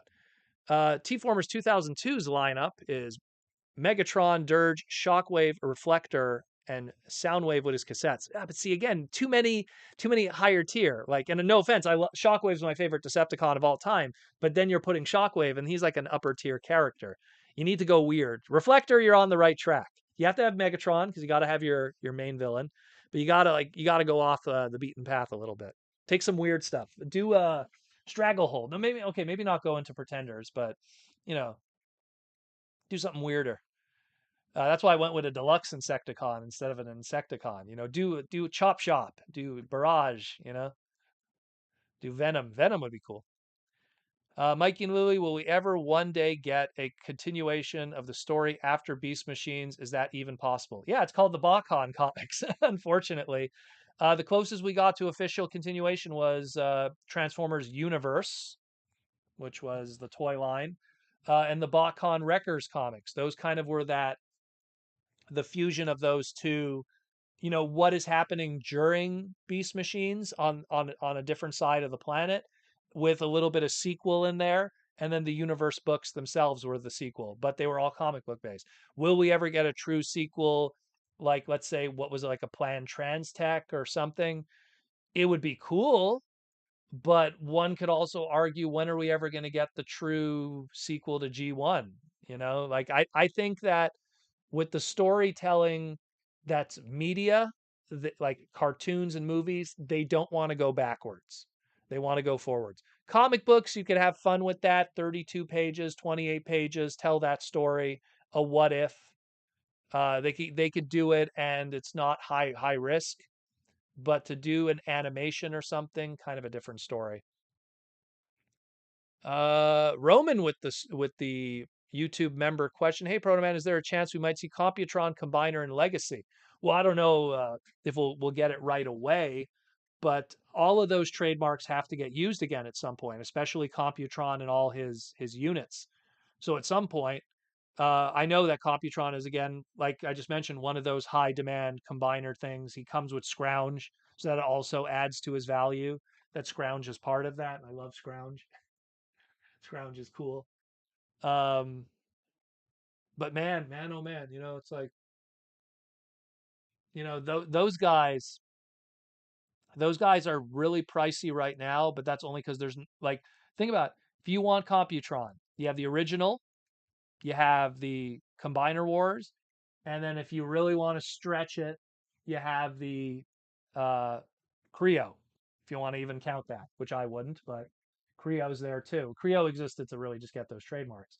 So because you don't have options, demand to have those characters, not to mention Computron came with Scrounge, which again, how many versions of Scrounge exist? Just the one. Unless the Creo was going to do they were going to make one, but didn't happen. So it's just opportunity. So there will be one though. They have to do something because all of those combiners, their trademarks are coming up. Now we might get a couple of crappy trademark saves, like we're gonna get, all of Aerial Bots put on a bunch of PVCs, or all of Bruticus put on a bunch of PVCs or little statues or figures. But you never know. You never know. They might want to have some fun. Computron and Defensor are two very unique in terms of diversity of alt modes. So that then opens it up to other things if you kind of dive into those two combiners where, I say that Superion's going to be the next one, but Superion will be the most boring for Hasbro because it's just a bunch of jets. And there's only so much diversity you could do with jets with characters, let alone unique characters. So we will see. We got a super chat from Quick Randy for $5. Thank you, Quick Randy, for the super chat. Nice to see you again. I'm thinking the Legacy Prowl, which I think you're referring to the animated one, can make a good movie RC with some remolding. I have a 3D printer, so I might get into customizing. Someone mentioned, I forget who it was. I apologize that I forget your name, but someone mentioned taking that Legacy animated Prowl, the Legacy Evolution animated Prowl, and turning it into the other laser cycle, the Road Pig, because now we have the laser cycles. We got the original laser cycle Road Rocket, and then of course we got the Jazz repaint, the unreleased G2 Jazz repaint. So now we have to get Road Pig, and then at some point laser cycle Soundwave. And they said that the Prowl would be a good foundation for that. And I kind of agree. I'm kind of curious to see how that would be done. That'd be pretty cool. It was a good idea. I forget who said it. I wish I knew. I'd give him credit for that. It was a very good idea. I think it was last week someone said it. Whoever it was, please come forward. How much time we got left? Just want to make sure. Okay, we still got time. We still got time. I'm always worried that like we prattle and then I got 10 minutes left. I'm worried. Mikey and Louie, how exactly does trademarks for names work? Do they not keep using them to keep? So essentially, how it works with trademarks, and because you also mentioned comic books and video games, this is how it works essentially. And the comic book thing is very important to bring up because that's how the Bumblebee thing came up. How it works. Let me grab an older product. What do I got here? Sure, why not? A little dusty because I was doing construction here, so it got covered in construction dust. What is this? New York Comic Con exclusive Transformers Prime Bumblebee and RC. So you have RC. If you see there, it says right next to her registered. Then you have Bumblebee, which they fought for years, and it's trademarked right next to it, right? And then you get deeper into it when you talk about like, see, but oh hey, Ralph and Jack Darby, no trademark. They don't care. Um, and the primary reason for that, oh, we're gonna get all blurry. Uh, there we go. And the primary reason for that is we have one of these things where Hasbro registers a trademark. The second they register the trademark with the US Patent Office, they have to do it through their legal and Hasbro to make sure it could even happen. But when it happens, they have 4 years. You got 4 years. But you have to do something with it. You're not allowed just to register stuff and just sit on them, because then companies would do that like crazy. They just hoard everything. You have to put out a legitimate product. It can't be like, oh, I register Scattershot and I put them in a comic book. No, the comic book would have to be called Scattershot trademark. The product would have to be Transformers and the product name. It'd have to be. I wish I had a comic book nearby. But so like the story with there was the black female DC character Bumblebee from the DC superhero girls. She's existed way before our G1 Bumblebee, but she never had a comic book with her name on it. The comic book wasn't her, so they never had a chance to trademark it. Teen Titans, trademarked. Why do you think in the 90s you saw, oh, why does Robin have his own comic book now? Oh, why does this character have his own comic book? Why all of a sudden Marvel is doing miniseries of Gambit? Why are they doing miniseries of Rogue? Why are they doing because they have the trademark that stuff. Now, granted, this is where licensors come in, and that's where they help out. So like someone like Toy Biz comes in and goes, "Hey, don't worry, Marvel. We're going to make a Rogue figure. We're going to make a Gambit figure. We're going to cover your butt." So licensors also help out. And that's where Symbiote Studios comes in. That's where something like, Super 7 with their reaction line comes in, where they go, "Oh, hey, Hasbro. Like you just you registered Unicron, you used it for the HasLab, you re-registered it, and now you have to make a Unicron in 4 years, right? You got to do something, otherwise you're going to get in big trouble. Don't worry, we got your back, brother. We got you. You know. So stuff like that's kind of how that works. Is it's registered? You got a 4 year window. They got to do something. They could use it one time. They could use it 20 times, but they got to use it once. And then when the time is up, there's a 1 year to 6 month wiggle room where they could re-register it. If they don't, then it's lost and then another company could jump in. But then there's like an extra wiggle room. And sometimes what Hasbro does is they ride out that wiggle room. They go, okay, we'll just wait until like 5 months and 21 days and then we'll register it. And then they do it again. And the reason why we bring this up all the time is because you end up with this situation where Computron hasn't been used in 4 years. So they use Computron. In 4 years, it's done. And then they re register it. And then Computron has this new 4 year window. They have to do something. If they don't, they get a fine. Number one, they get a fine from the US Patent Office. And then the trademark is taken away from them. And then they get a suspension from the US Trademark Office saying, you registered the trademark, you didn't use it, meaning like you were hoarding it, you didn't use it, so we're going to suspend you from being able to register it for 2 years. And so what happens is that then opens it up to other companies being able to get it.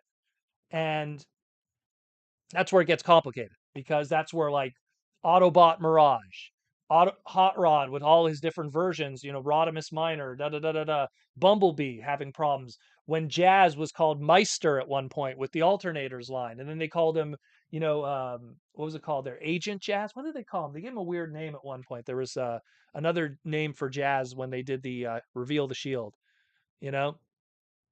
Like there's all of these little issues. You see it also with GI Joe. They have like Agent Scarlet and stuff like that.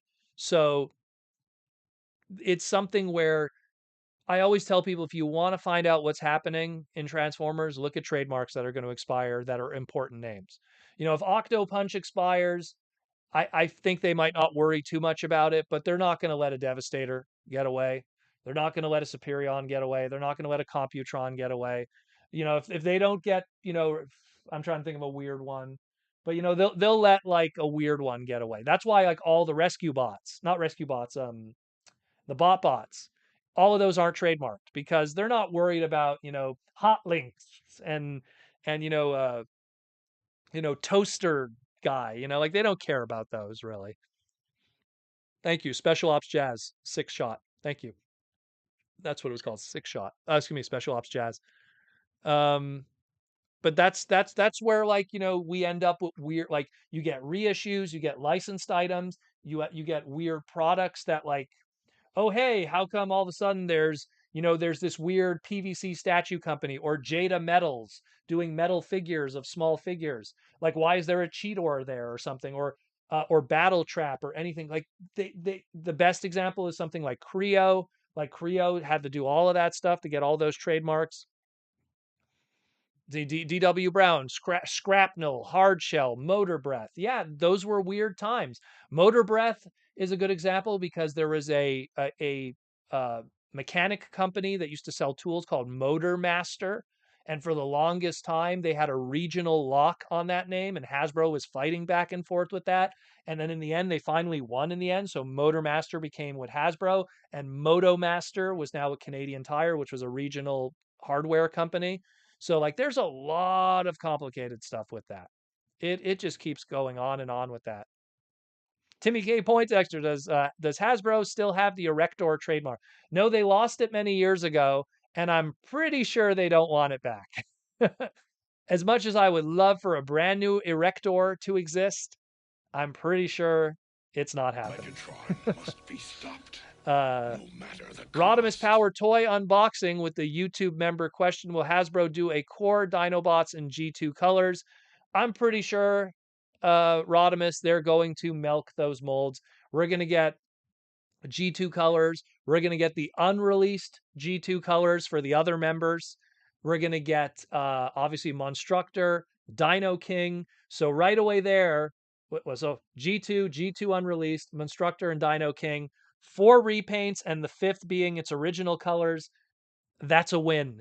That's already a fantastic mold. I always say whenever a mold gets up to like 4 or 5, you're good. You're good. That means you didn't waste it, you know? So it is what it is, unfortunately. It's the business side of it. But that's what this podcast exists for. It exists to like educate you guys on the business side of it.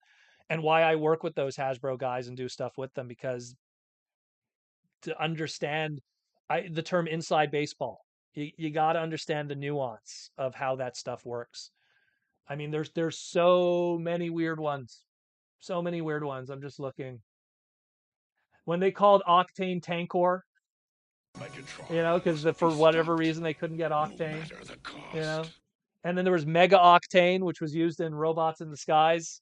I mean, don't even get me started on the Robots in Disguise named Movor, you know, Liftor. That was RID. I mean Armada actually.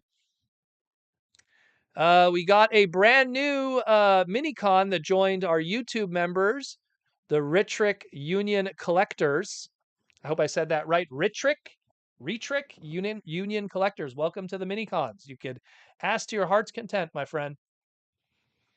Mikey and Louie, how about why they start saying convert in games instead of transform? Same thing. They want to own it. Transform is too simple a word. It's, anyone could say transform. It's used in Power Rangers. It's used in Sailor Moon. The term henshin in Japanese is used in like Kamen Rider and everything. They want to avoid the word transform because they can't own it, and they don't want, if they get Transformers to say it, then it's going to be an issue. That's why you have always Autobots roll out. You never hear Autobots transform and roll out. They try to avoid that now because they want to own something. So they want to own convert then, which is silly in my opinion. I mean, to me, I always feel the legacy of a brand's knowledge and what people remember are more important than you trying to own something. And I think removing transform from Transformers vernacular and its trademarking when it's been a mainstay in the brand, like literally up until, gosh, like 2007, you know, and to now try to like own it. Come on, don't be silly. I think that they could get over that, but that's more probably the legal department going, we could own convert, and it's like, nah, I don't. It sounds silly. Sounds silly. Uh, T Formers 2002. The best one is Solar Storm Grapple. I remember that one. Solar Storm Grapple, just because they couldn't get grapple at the time. There's so much of that silliness. There's so much of that, and it's crazy. It's so crazy. Ron Diaz, Studio Series Scramble City Beast Wars Neo. So you're saying if we had a studio series like Titan class Metroplex done in Scramble City colors? I don't know what the Beast Wars Neo part is. What are you trying to say, brother? Unless you're having a conversation with someone else. Mikey and Louie, but how were they able to still say transform in the motion pictures? It's in the script. I'm pretty sure that Hasbro Legal probably wasn't sitting there for every line and stuff. They do say it, but they really want to own convert, and that's why um, usually like on some of the packaging, like where it used to say does not transform, now it says does not convert. Trying to find out any of the other stuff, you know, converts into Hawk, you know, always the case. What about this one here? Even on the older, see this one, it just says from bot to beast. Rawr, I can't wait to open this. It's so the RC Studio series. I'm like, okay, kind of cool. I dig it. This one's the one I'm excited about. This one's the one I'm excited about. And Proto, we must all know what's for dinner. Without this knowledge, we cannot sleep at night. Um, Actually, I have no idea what I want to make tonight, to be honest. I was thinking maybe pasta. I didn't really think of anything tonight. Like I literally I was so busy doing the construction all day that I did not really even think about food at all. I was just kind of like chewing on like, crackers and stuff. Just, I had like crackers and a jello pudding today, like, like for like an early, get some energy in me kind of thing while I'm doing construction. Probably I'm gonna maybe make pasta. That probably would be the easiest thing to do. Boil some pasta, some red sauce, some meatballs, very easy, and that'll be some good carbs after doing all that physical labor today. I literally was like, I did all of that stuff. That's why my hair is kind of like, if you ever see my hair like this is called Protoman took a shower, and it's all it's getting a little crazy, although I need to get a haircut anyways. Um, I literally did all of that, had to take a shower, and I was just like, oh my goodness, was burnt out. But you're gonna see the fruits of the labor soon. You get to see like anyone who saw on Instagram and on Twitter, like I'm slowly building it up. We put in the new plexi doors and stuff and everything. And that's going to be the whole new display of stuff, all the new stuff. Fit Unicron in there. Finally, Unicron's going to be somewhere because Unicron right now is over here. I don't want him chilling over there. I want him to be in a display. So I have to build something big for the big man. It's not going to have both versions. I'm not going to be able to fit both the planet mode and the other one in there. Thank you to Mikey and Louie for that and Bid Studios. But um, definitely looking forward to doing that display. Uh, Autobots, I would like to see us change and go. That's so like a GoBots thing, you know? What was GoBots was well, you had Rescue Bots was roll to the rescue, and then GoBots was go GoBots. It was almost like go gadget. So we will see. Autobots, rearrange your bodies and rotate your axles. Well, what if they don't have axles? What if it's like Grimlock or something? So that would not be the case. So many of them. So many of those kind of headaches with the names and everything. We got 13 minutes left. Damn, man, is it passing quickly today. Get your super chats in, my peeps. And then we'll try to get a few more super chats in before we call it a day. But all my lovely people here today. It was a good one today. How many we had like we were up to like 181 or something at one point when we were doing the news. So a lot of good stuff. Otherwise, a lot of I mean, this was a pretty crazy week. There was a lot of stuff. There was a lot of stuff this week. Oh, here we go. Union Collectors. Here he is, the Retrick Union Collectors. Do you think we will see a legacy styled Raiden anytime soon, or did the MPG one stop them from happening for 4 more years? No, okay, I probably should have mentioned that too. So Japanese products a different story. Japan doesn't have the same trademark and licensing as we do, so Japan could put all kinds of product all they want, and it doesn't affect us because Japan. I wish I had oh yes sirree. Ah, yes, sir, Bob. So they don't put trademarks and licenses on names at all. Perfectly timed. I realized it because I was messing with them not too long ago. So they don't bother with that. Now, I feel if you've messed with the Raiden that's out there, it's already kind of legacy scaled to begin with. I know he's expensive. They're doing a box set soon, so maybe that'll be a good opportunity. But Aaron Archer talked about this. Trains are so tough to do in the Western market, especially something like Raiden that three of the six are bullet trains. It's really tough.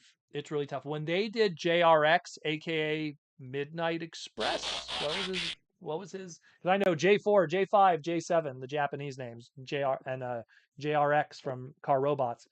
But Midnight Express, or was he called Rail Racer, or was he called Rapid Run? I don't remember. It's one of the many different trademarks, and they kept some of them and they got rid of some of them. When they did those, it was a huge risk. It was in a weird price point, and they didn't sell well. And they went on crazy clearance. And I regret not buying them multiple times when they were on clearance because I would love to own. Because my car robot stuff, I have them in robot mode and alt mode because I own both of most. But man, like I would love to own JRX again. Not JRX, the American version. I would like to own the JRX version. I don't need. I need the American version. I wish I bought them when they were on sale, but it's different with Japan. Japan's a whole different animal. They don't have Raiden trademarked at all here, and I would not be surprised if Storm Collectibles that made the Mortal Kombat toys probably have Raiden, but then it's Raiden with a Y. Does that have anything to do with it? Maybe, because at one point it was spelled with an I. So it's something that I wouldn't be able to answer that unless I actually did the legwork and went into the US Patent Office and looked it up, which I have access to because I did copy with Hasbro in the past. So we got some super chats. Let's dive into these. Thank you again for the super chats, my peeps. Let's try to get these properly answered for my listeners. Lizard Sphere X, how you doing, Lizard Sphere? Always nice to see you. Wish for the next core combiner. Me personally, honestly, and I would just think, let's do Devastator. Let's do something. Let's do Devastator. Let's do something that I'm pretty sure will sell well, is iconic. And think about it, 40th anniversary of Transformers, is next year. What is the most iconic combiner of them all? Cool little core class Devastator. I think people would really dig that. I mean, it's kind of a no-brainer for a 40th anniversary. If it wasn't the 40th anniversary, I would like Defensor because I love Defensor of the American releases. Otherwise, Road Caesar is awesome. Lio Kaiser, those would be cool too. But I would love a core class Defensor. But I think if it's a 40th anniversary next year, let's do Devastator. And I think a lot of people of the more mainstream fans would agree. They would want that too. We got a gold super chat. This is a gold super chat. One second. I just want to just fix everything here. Gold super chat from Scott Duffel. Scott Duffel. Thank you for the gold super chat, my friend. And thank you. You're a new name. I have not seen you before. Hi, Proto. Appreciate what you do, and I enjoy your info and time. Well, thank you, my friend. Hasbro gave us a Commander Rodimus, which is chilling right there. Right there. I love my boy Roddy. What do you think of the possibility of a Commander class Studio Series 86 Prime with a bigger trailer? I know for a fact that Mark and Evan have said before, they did it on the Hasbro Q&A, and they said that anything that was made during the John Warden era, which was Siege, Earthrise, and early Kingdom, anything that was made in that era, they feel that everything that they've been doing afterwards has had a confliction of style, price, and aesthetic. The one that they always bring up is Blaster. They always say how they don't like how Netflix Blaster like comes up to here and Blaster's this tall. So they've said, like, we want to revisit Blaster. And the reason why I bring those up in relation to your question is there will be a Studio Series 86 Prime. Because when you look at the Earthrise one, take Earthrise Prime and put him next to like the animation model of G1 Optimus Prime. It's not accurate. It's almost there, but it's not accurate. Like a robot here, robot Masters Optimus is even closer. And that thing came out 20 years ago. So I think that there will be one, but I also think that with the 40th anniversary and the list that we've seen thus far, do I even have the list available here? Do I have it? No, I don't have it, unfortunately, as a slide. I should have kept it on there. But the list that we have thus far, we know that there's going to be a deluxe class G1 Prime. That's going to be some kind of 40th anniversary item. And so it's probably just going to be without the trailer. And then there's going to be some kind of more upper tier Optimus Prime. But I could totally see them at some point, Commander class, Studio Series 86 Optimus Prime. It'll come with interchangeable weapons. So it'll have the axe, it'll have the gun, it'll have the shard that's stuck in his side. It'll have a full-blown roller that's actually painted because, look, I love the Earthrise one, but it's missing a lot of paint and detail. So I'm pretty sure we'll get a full-blown one at some point. Rodimus was made during the Mark and Evan era. That wasn't the John Warden era. So there might be a hesitation to do a Rodimus anytime soon. But I will say this isn't our Studio Series 86 Rodimus. This is more of a, almost like this boy right here, the Ox design one. So we'll see. We'll see. But I think what you want, I feel will happen. It will. But I also think, like, there's rumors of the Commander class Ultra Magnus, being a reality. Studio Series 86 Ultra Magnus. So I hear rumors about that. That's probably going to be the next thing. But we'll see. We will see where they go with that. And the tooling with that, because look, if you do a Studio Series 86 Ultra Magnus, is there some Optimus Prime tooling there? Does he also turn into a small white Optimus? Is there going to be a heavy retool from that later on? Powered convoy? Like, there's so many questions that when you get one figure and then all of a sudden you get a strong arm out of it and you don't see it coming, you know, one figure could go so far. And we just need to find out what that one figure is, and we'll definitely get more info from it for sure. Let me see. I want to make sure I don't miss anything because we have 4 minutes left, guys. Did I say Soundwave? Did I mix it up around? Did I mix it up around? I don't even know. You mean Soundwave? I'm sorry. I'm tired. I apologize. Blaster is one of my favorite Transformer characters of all time. He was the first Transformer I owned, and even me, I'm messing it up. But yeah, again, they talked about it. They're like, we want it. We want to make a Soundwave that's to scale with Blaster. So we'll see what happens. We will see what happens with that. Like they like, the John Warden one was a retool of the Siege one. It's already an old design from their minds. There's a new crew, there's new creative guys, and I love those guys to death because they're fans. They're hardcore fans of G1. They're hardcore fans of the obscure stuff, Beast Wars and everything. And they're really giving us those deep cuts. Again, the fact that Mark is fighting to get Strong Arm, the fact that Evan is fighting to get Metal Hawk. Wow, we got like guys that are fighting to give us, obscure characters from Japanese, from the Western world. Like they're the guys that I want on the Hasbro team, giving us our characters, and they want to revisit those. And that's great for you guys because if you didn't get the Netflix Soundwave, you're going to get an opportunity to get a better one. If you didn't get the Earthrise Optimus, you're going to get an opportunity again. So the opportunities will create themselves. Let's jump into some more because we're running out of time and we have two beautiful super chats that we'll tackle here. First, Quick Randy. What is the likelihood for an all of the Armada cast, and how many repaints for Armada Prime, like Ultra Magnus, Dead Prime, Nemesis Prime, possibly Yellow? Oh, there's more than that, brother. You got, so if you're talking Armada Optimus, the Commander, you have original colors. You have the repaints that we got on the west side, which were a very different color scheme. Then you get the more darker repaint that's show accurate because there's two different kinds of color schemes for that changing of the colors, the super modes, if you will. Then you got the gold repaint, which was a Black Friday exclusive, which had a gold Optimus. Then you have, if you want to go crazy, Lucky Draw, which we're not going to go full chrome, but we might as well bring it up. Then you got the yellow and green one, which was a Costco exclusive that was under the Energon emblem, but it was the Armada mold. So right away there, like I said, you got five. You're golden. Let alone, you just said Nemesis colors, Ultra Magnus colors. That was the Bendy Prime, which was the smaller one, but you could do those colors too. The Ultra Magnus one, which is, oh, you can barely see it in my universe display, and then the Bendy Prime. So that puts you up to 6, 7 now. So you're good. you know, you're good. You're good for sure.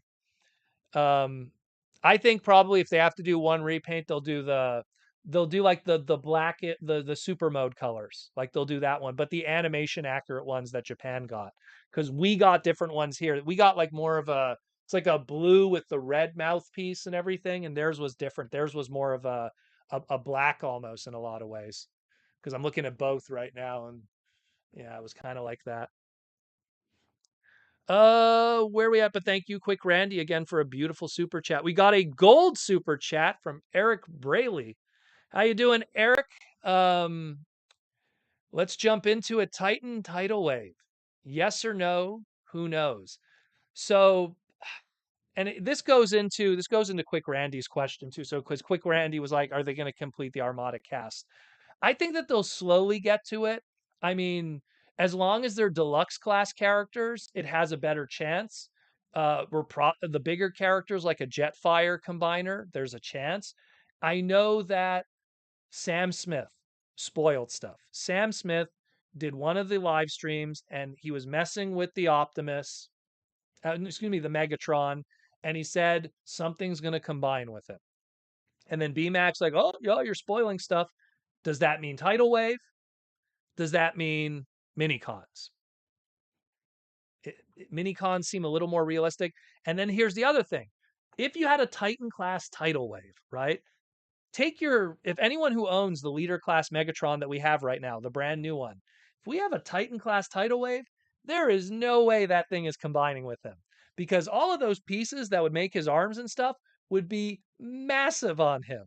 So if we did get a tidal wave, I could see a commander class being done with some mini cons to kind of fill it out a little bit. But, and again, when you think tidal wave, you think of the video game and how huge he was, and he would be great as a Titan class. I would agree. But the only thing holding it back from being a Titan class, which I think it should be, but the only thing holding it back is that combiner element with Megatron. And the fact that Sam Smith of Hasbro said that there's something going on, that's where I'm kind of like, ooh, I don't know.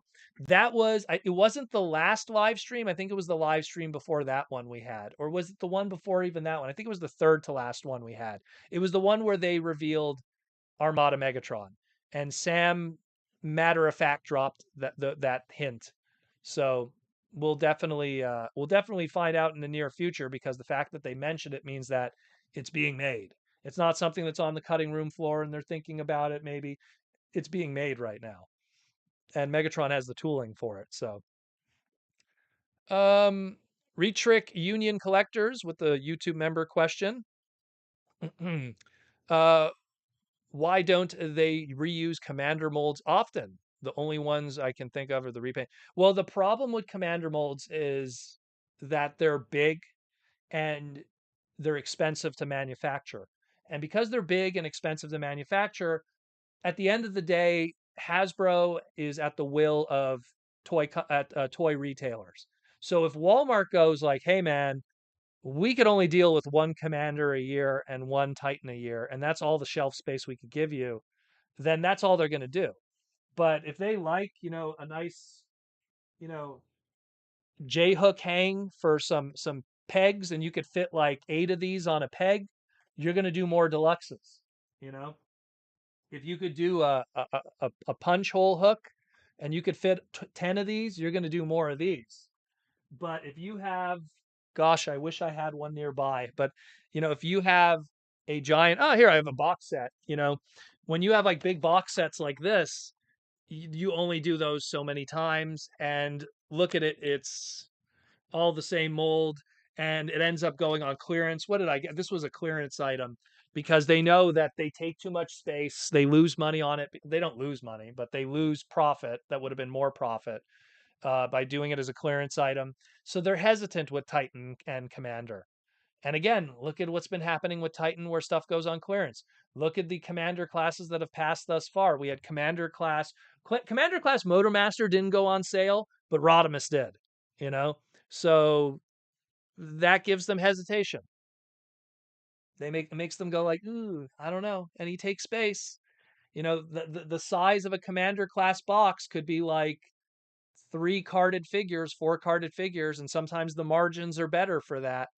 because that commander class could sit for a while and go nowhere, but those carded deluxes they go on the shelf, they get sold, then they get refreshed again on the peg, they get sold, they get refreshed again, while that commander just sits there for month after month after month. It gets beat up, the box, then they have to put a sticker on it to put it on sale.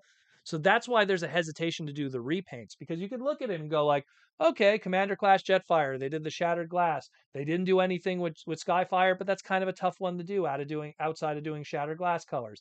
Then you go into Rodimus and you go like, okay, you could do Primus colors, you could do shattered glass colors, you could do Nemesis Prime color, Nemesis Rodimus Prime colors, or Black Rodimus colors. So there's something you could do there, but who wants that? That's the question. What retailer wants to take the dive on that? Because when they make those big items, they think about it. And then going into Legacy with Motormaster. So it's a tough one. It's a tough one, to say the least. And now we have the Commander Optimus Prime Armada. So there's these hesitations with that, where who would want to do it? What retailer wants to be involved with that? Maybe a store exclusive. Look, we had one Commander repaint. It was the Shattered Glass, store exclusive, Hasbro, with Walmart kind of being involved, but mostly a Hasbro Pulse item. So it is what it is. Ashnut, I got Skylinks for $40. There you go. There you go. $40 on sale. Look, another person, Commander Roddy for 35. Think about that. Think about that. So, do you think now when Hasbro sees that, they go, "Oh man, we got to be pumping out more. We got to be pumping out more commanders, because we totally want to anger our retailers and make everything go on clearance." No, they're going to keep doing this price point, you know, and then they're going to keep doing these liberally. Did 1 or 2 a wave, 1 or 2 liters a wave, maybe, you know. You have to be safe with that. You can't give them everything, unfortunately, because there's wallet fatigue, there's burnout, there's a lot of stuff. And I didn't realize we're already past the mark. I apologize, guys, that we're going to have to cut it off. We're at the 2 hour mark in 6 minutes now. But thank you all for coming. I hope you guys learned something today. That's the whole point of this podcast.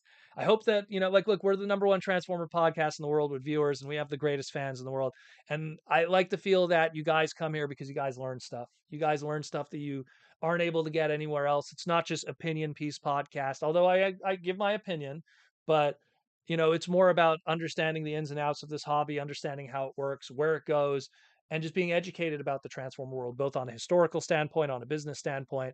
And I'm so grateful for you guys and everything and all the love and support. And again, if you want to support the podcast more, Patreon link is down there. Patreon is probably the best way to support the podcast.